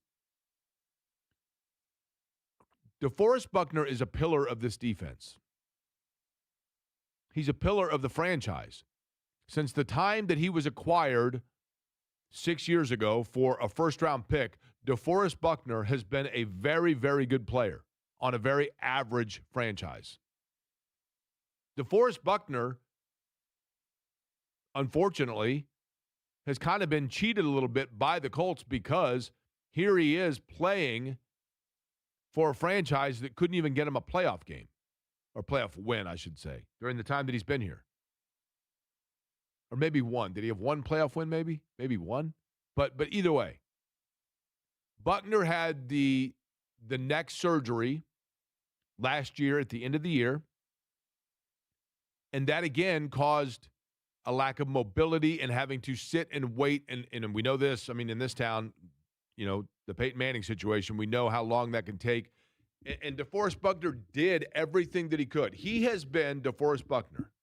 When I say he's been a pillar of this franchise, we can discuss until the cows come home whether or not DeForest Buckner was, in the end, did they get return on investment for what they gave up for him? Maybe not, because they didn't build enough around him, but it's at no fault of his, number one. And number two, he has been a total pro from the time that he arrived, by all accounts. But when you talk to players and you ask them who the leader is, who are the true pros, who are the people that they look towards and understand, DeForest Buckner is the name you're going to hear. There is a huge level of trust and respect for DeForest Buckner as a leader of the franchise in the locker room. But he represents a little bit symbolically, as I mentioned earlier, Chris Ballard. Not in terms of production. Not in terms of placement amongst their peers across the league. DeForest Buckner now is kind of the football player illustration of the stability of Chris Ballard within the franchise, because DeForest Buckner, let's hear first off what he had to say to set up what I mean here in terms of his parallel of pillar with Chris Ballard. Here is DeForest Buckner answering this question. DeForest, you've been cleared now to be able to go out and return to the field and practice. What is the feeling? It felt like a graduation day for me personally. You know what I mean? Getting to this point from where I started on New Year's Eve, you know, not being able to do a whole lot after surgery, you know, just pretty much being in the bed, not being able to move around. I mean, I couldn't even pick my kids up and stuff like that. You know, I couldn't pick anything up for, you know, heavier than 10 pounds for the first, you know, couple weeks.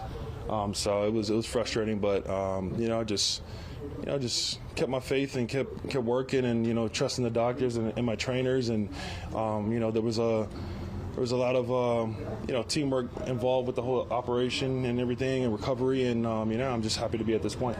Okay. DeForest Buckner knows and knew that this year wasn't even a certainty. DeForest Buckner knew from a health standpoint this year was not a guarantee. And DeForest Buckner knows in the twilight of his career that beyond this is not certain. I mean, I don't mean as in life. I'm saying it as a football player. That represents and perfectly illustrates the timeline for Chris Ballard. All I'm saying is Chris Ballard knew at the end of last year, theoretically, that this year was not certain.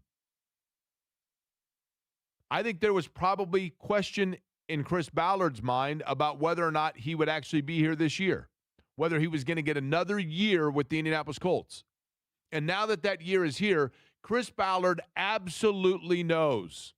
Matter of fact, he said so earlier today. He was asked if he anticipated a contract extension, and he said, no, I have to win this year. DeForest Buckner knows in terms of the length of time that he has remaining in the NFL and whether or not he wants to put his body through it again, a lot of that is going to rest upon, I have to win this year. If they're mediocre this year, if the Colts go 7-9, well, 7-10, I guess it'd be. If they go 8-9, hell, if they go 9-8 and they miss the playoffs, then you probably are making a change at general manager. Maybe that means you're making a change at head coach. And that means some of your key personnel you're going to make change with. And if you're DeForest Buckner, you're saying to yourself, look, I ain't starting all over again. And so what happens in terms of where the Colts go from here would have as much impact on the now and the future of DeForest Buckner as it does for Chris Ballard, even though they are two totally different situations and two totally different reasons for that. Now, as I talked about earlier, and I don't mean to belabor the point, but I'll do it. When Chris Ballard came out and said, no, I don't expect a contract extension because we have to win this year. That's the kind of humility, reality, and epiphany that the rest of the franchise has felt, or fan base, I should say, has felt for a while about the franchise.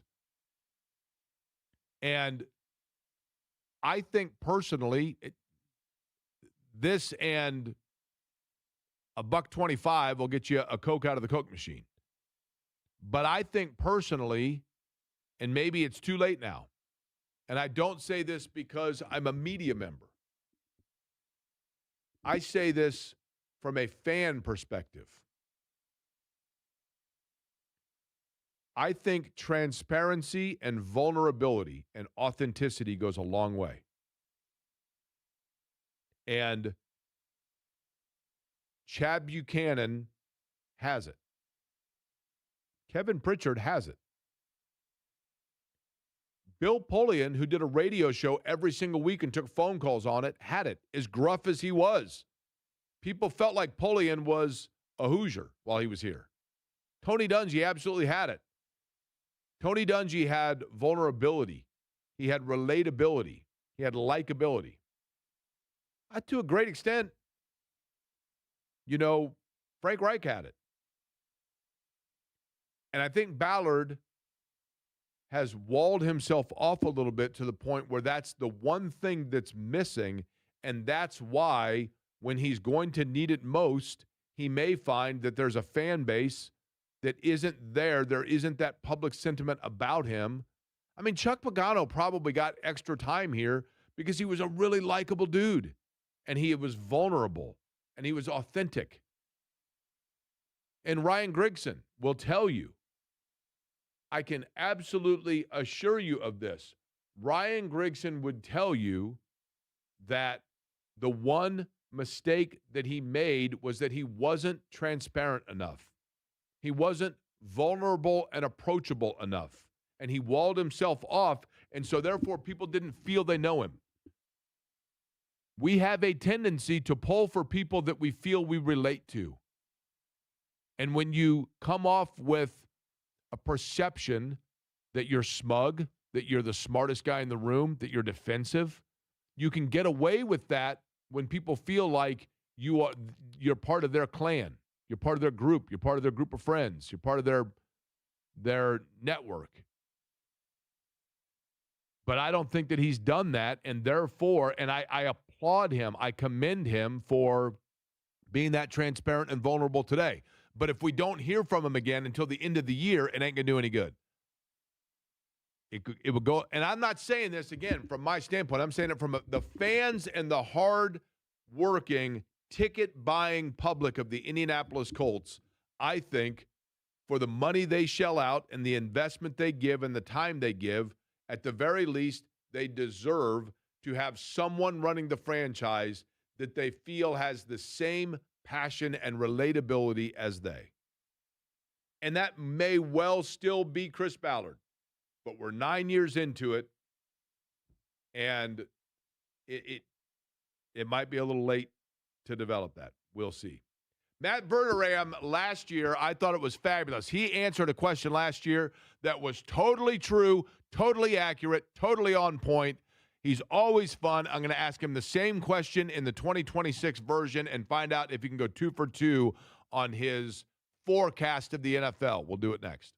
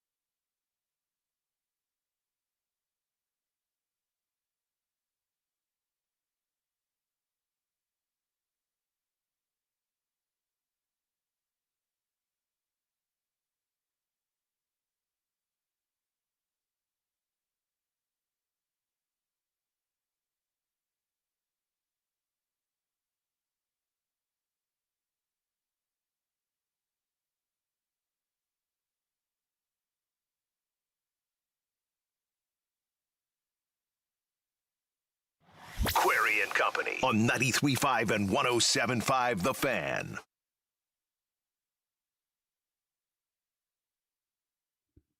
Midway through the noon hour here, the lunch hour. Query and Company on The Fan. Joining us now on the program, he is indeed Suave. He's on the Suave Men's 2-in-1 hotline.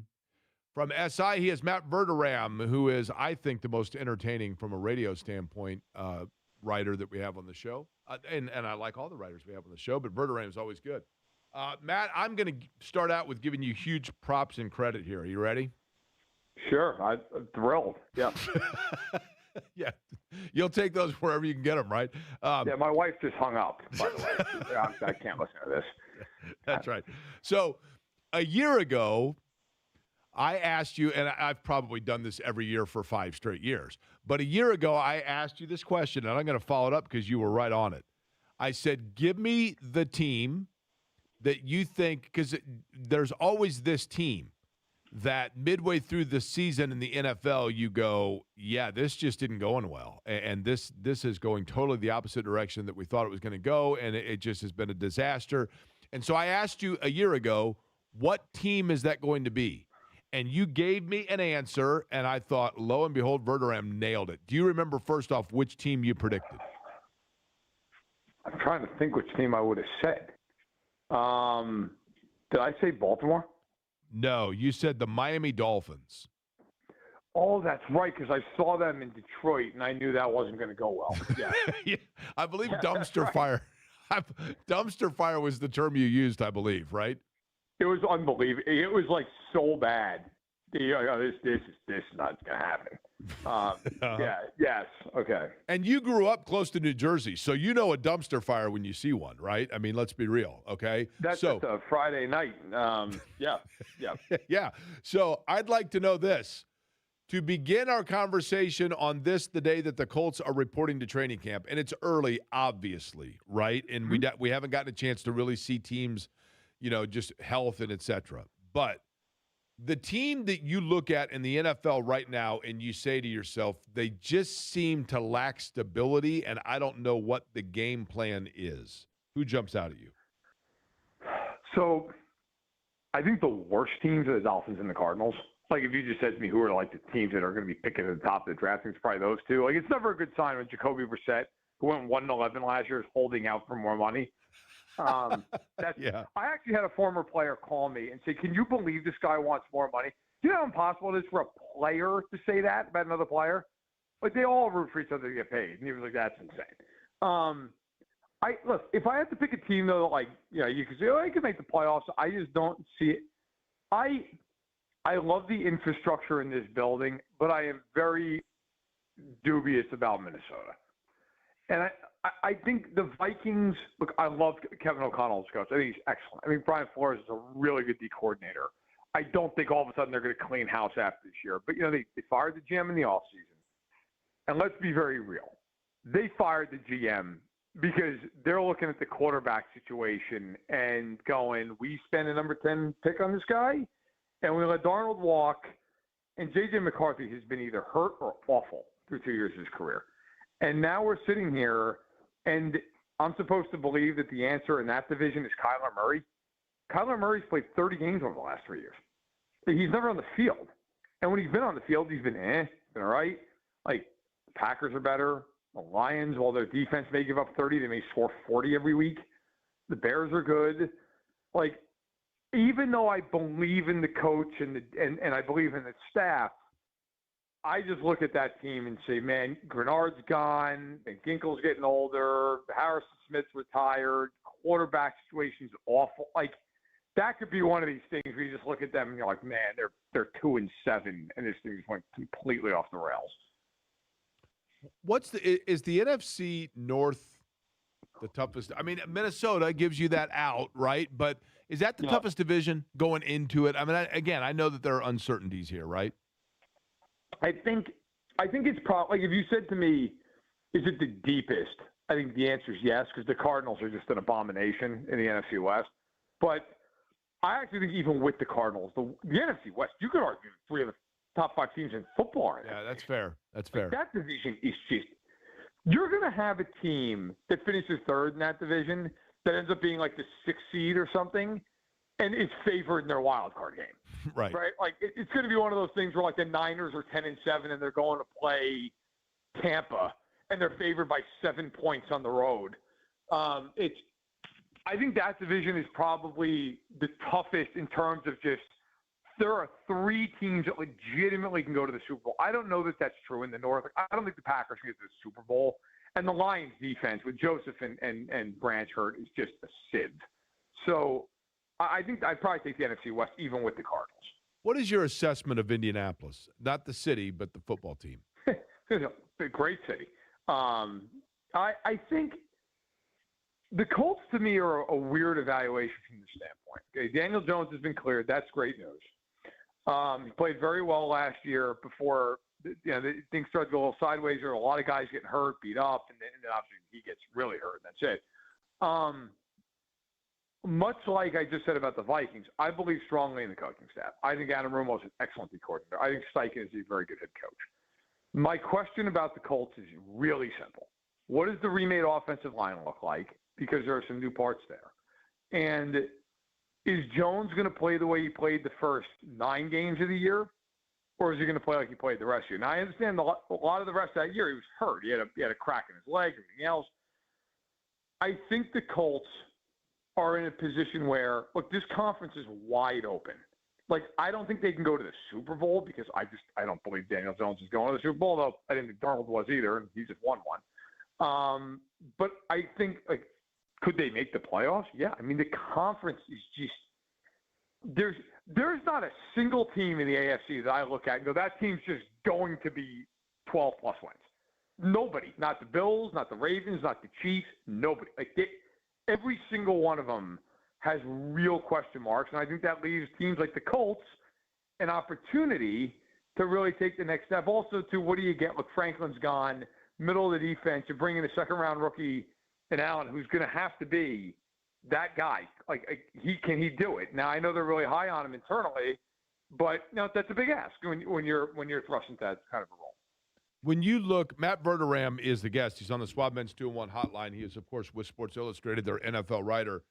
Do the Colts have, Matt, the greatest is probably a stretch, but do they have as big a fluctuation window of floor to ceiling of who they could be this year of anybody in the league? Are they one of the bigger enigmas?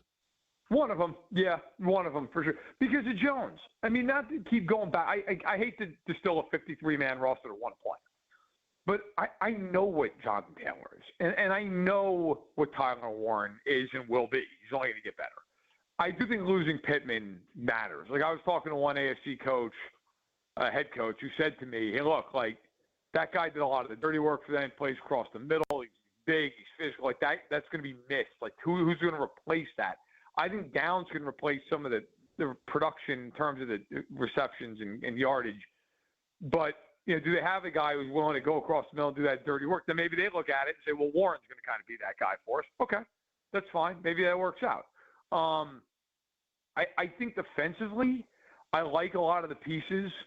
The secondary has an opportunity to be really, really good. In the front, you still have a guy like Buckner who looks like he's coming back. Latu is an ascending young talent. I wrote about him last year. I think he's excellent. So, yeah, I mean, look, there's a world where the Colts are sitting there fighting for the division title, and we're all sitting there saying, man, the Colts are formidable. There's also a world where Jones comes back and he's Daniel Jones of Giants lore, and you're sitting there going, yeah, well, they're going to go 7-10 because he just can't elevate them. But I mean, to your point about ceiling and floor, just in the AFC, I mean, look at some of these teams. I'm somebody who's not ultimately that high on Baltimore. Some people think they're going to go to the Super Bowl. I think they're going to miss the playoffs. Like, there are people with the Chiefs who don't think they're going to go to the playoffs. Some people think they're going to win 14 games. Like, it's just the Bills. They have a new coach. I don't know what the Bills are. Like, I know they're going to be good, but are they a Super Bowl team? I don't know. Like, the variance in the AFC this year is incredible. Where would you rank? And I think this also has fluctuation. I mean, we're in year 9 now, or 9 into it, whatever it may be, with Chris Ballard. Where would you rank him? Does Chris Ballard have a higher value in perception around the league than he does amongst the fan base in Indianapolis? I think he does.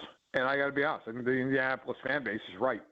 Like, at some point, you are judged by winning and losing.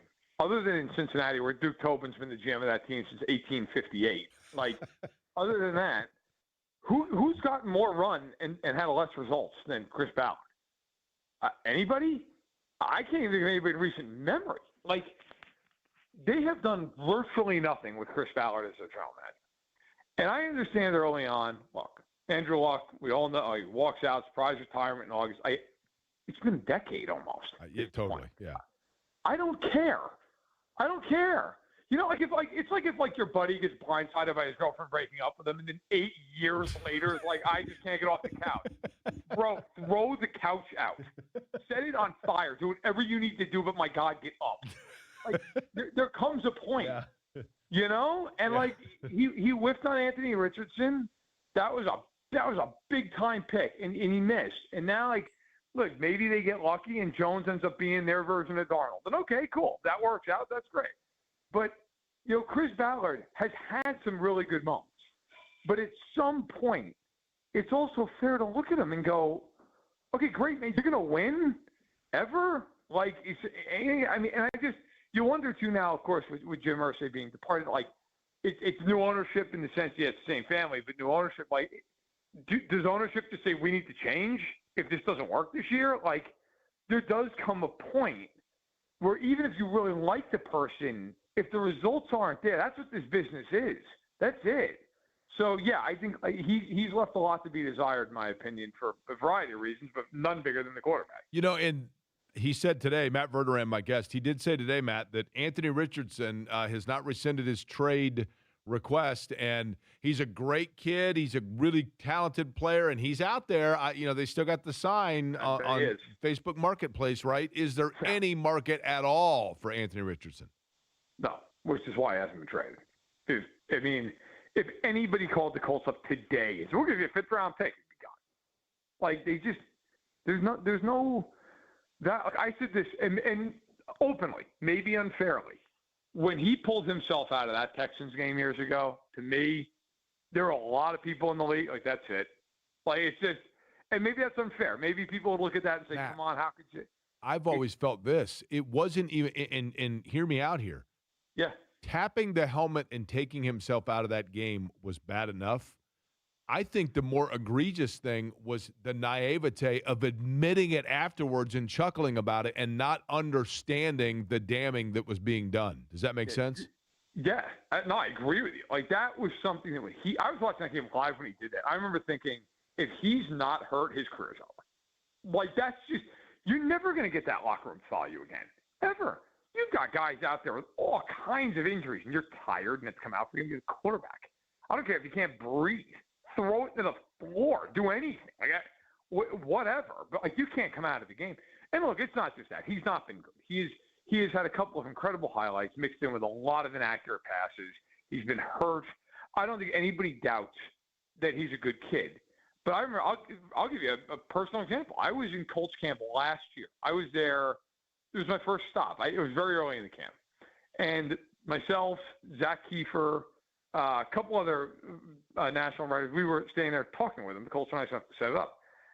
And he said, and I'm paraphrasing, I had the exact quote in my article that I wrote last year from camp, but he essentially said, I understand this now that I need to study and dedicate myself to the sport. That was his third season. I'm like, that was the take. Like, 3 years in, and I felt almost bad because he said it in such an honest, earnest way, and he was very nice and pleasant. I was like, that's the takeaway? 3 off seasons into your career that you need to apply yourself? Like, it's just, I remember walking away thinking, this is done. Like, there's no way. And to this point, it's been proven correct. It's kind of like me the second semester of my junior year of high school saying, like, now's the time I'm going to start getting admitted to colleges, right? Right. I mean, that's a good time to really crunch the books and bear down. It's right when it's already too late. Yeah. By the way, I'm worried about your buddy that's still on the couch, by the way. I mean, but everybody knows that guy, right? Like, like your college buddy who got broken up with by this girl that, like, his brain was the love of his life, but really, like, there was no way it was ever going to work. And he's just on the couch 6 years later at 27. You're like, buddy, my God, like, do anything. Go on a dating site. Go to a bar. I don't care. Like, stand on the street corner with a sign. Like, anything's better than this. It feels like with the Colts, that's basically been them with. It's like, well, Andrew Luck's gone. We don't know what we're going to do now. Like, I don't know, anything that's not Carson Wentz or Phillip Rivers, like anything else. And the one big swing they took was, to this point, let's face it, a whiff. Lastly, Matt, I'm curious about this before we let you go. I want to check in. Again, Matt Verderame, our guest, it's disingenuous to say that, like, you and I are buddies. It's not like we hang out, but we're radio buddies, right? You come on once a year. We always have fun. We get a good laugh. You come to the Combine. So as your buddy, I'm not the guy that's going to throw the couch out for you, but I do have concern, without saying the name of the establishment so that we don't get any sort of a lawsuit here, but I know one of your favorite places to hang out is apparently linked to this parasite that is causing the bowel explosions. Now, you're okay, right? As it turns, I'm fine. Shockingly, my best friend is not. He is down bad, as the kids say. Didn't go to that establishment either, so it's out there. It's like, no, safe, good to go. Hey, this is the safest time ever, though, to go there, right? That is true. Now, I want to make sure, though, your buddy that's down for the count, not the same one on the couch, right? No, married happily. He's good, but like it's. Although I don't know if she's happily married to him right now, but it's.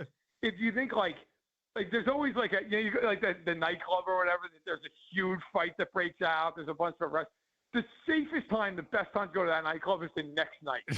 No question. They've got 30 extra bouncers. The bottle services on them. Like this is the time now because like they're on their P's and Q's. Now, a year from now, rolling the dice.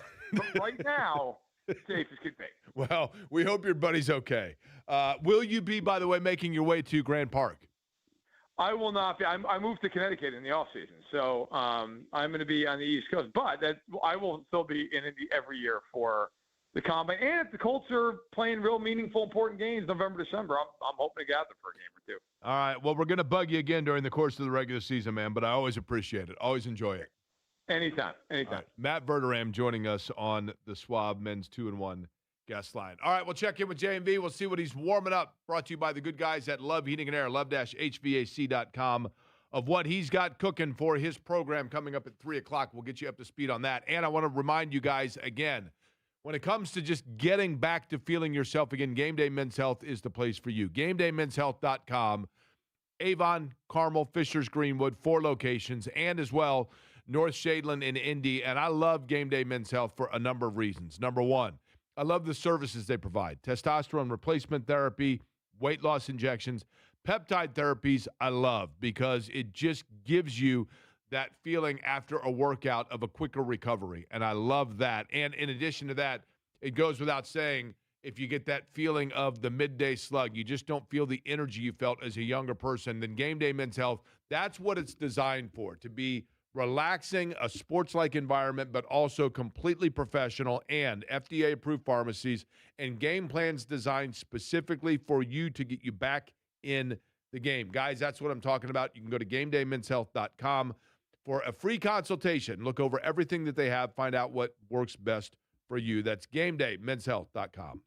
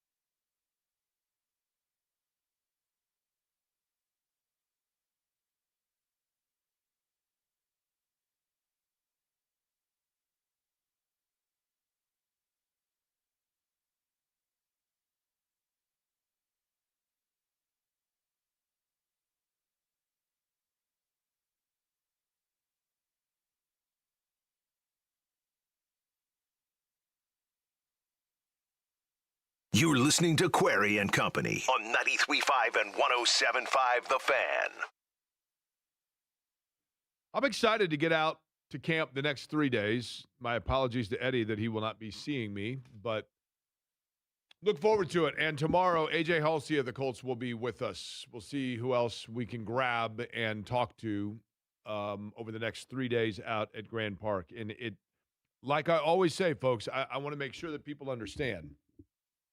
It's not that I don't like training camp. It's just the fact that once football gets going, I heard Kevin Bowen say it this morning, summer's over. And I love summer. I love everything about it. I also enjoyed yesterday, and I look forward to the great Indiana State Fair. As a matter of fact, we'll be live at the Dairy Bar coming up on August the 7th, opening day of the fair. I'll be out there for that. Again, on August 19th Friday. For the Indiana State Standardbred Association. Week from Friday, right? Yeah, week from Friday. And one of the fun things about this year's State Fair also is going to be watching J&V with Gene Simmons on stage. Oh, heck yeah. John, that's going to happen, right? Yeah, evidently not wearing cargo shorts, but yes, I think it is going to happen. Gene, how many times have you had Gene Simmons on? That's probably the third or fourth. I think maybe 3 or 4 because one time he didn't show up, but 3 or 4. Because he's a cool conversation, and I've always known this from the time that he was around IndyCar too. He is a fan of Gene Simmons, right? He is. Could you tell? I'm just kind of curious because you know how I feel about talking politics. Could you tell me steering him away from that when he got into it yesterday? I did it twice. Yeah, and not to where it's like, hey, I don't want to hear anything about this, but just making a subtle transition from one thing to the other, because I know that's my audience, and I'm assuming you probably feel the same way. My audience doesn't want to hear that. If they want to hear that, they go someplace else. It wasn't really deep either, but I think he was starting to go there, right? And I totally respect, understand, and appreciate not just his love for this country, but the reasoning for it. I mean, his mother was a Holocaust survivor. I mean, I get, he has his story is one of great inspiration, no question.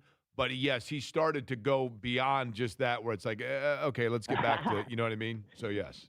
He does enjoy himself, There's no doubt about it. But it was cool. Listen, Jake, you don't often get the opportunity to talk to a rock icon, no matter what anybody feels about Kiss and their music and over the decades. He's an iconic rock Hall of Famer. I mean, really, it's tough. He's in a category with very few. Oh, I mean, undoubtedly. And I mean, clearly extremely high intelligence. I mean, you can tell that just in the way that he speaks, but also the songwriting and everything else. I mean, totally, no question about it with it. What's on the big show today, John, on this Colts Report Day? I believe the guy's name is, and Eddie could help, Pete Nakos.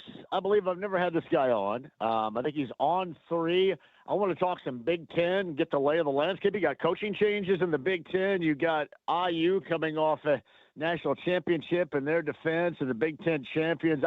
There's just a lot of stuff I want to hear regarding the Big Ten. So we have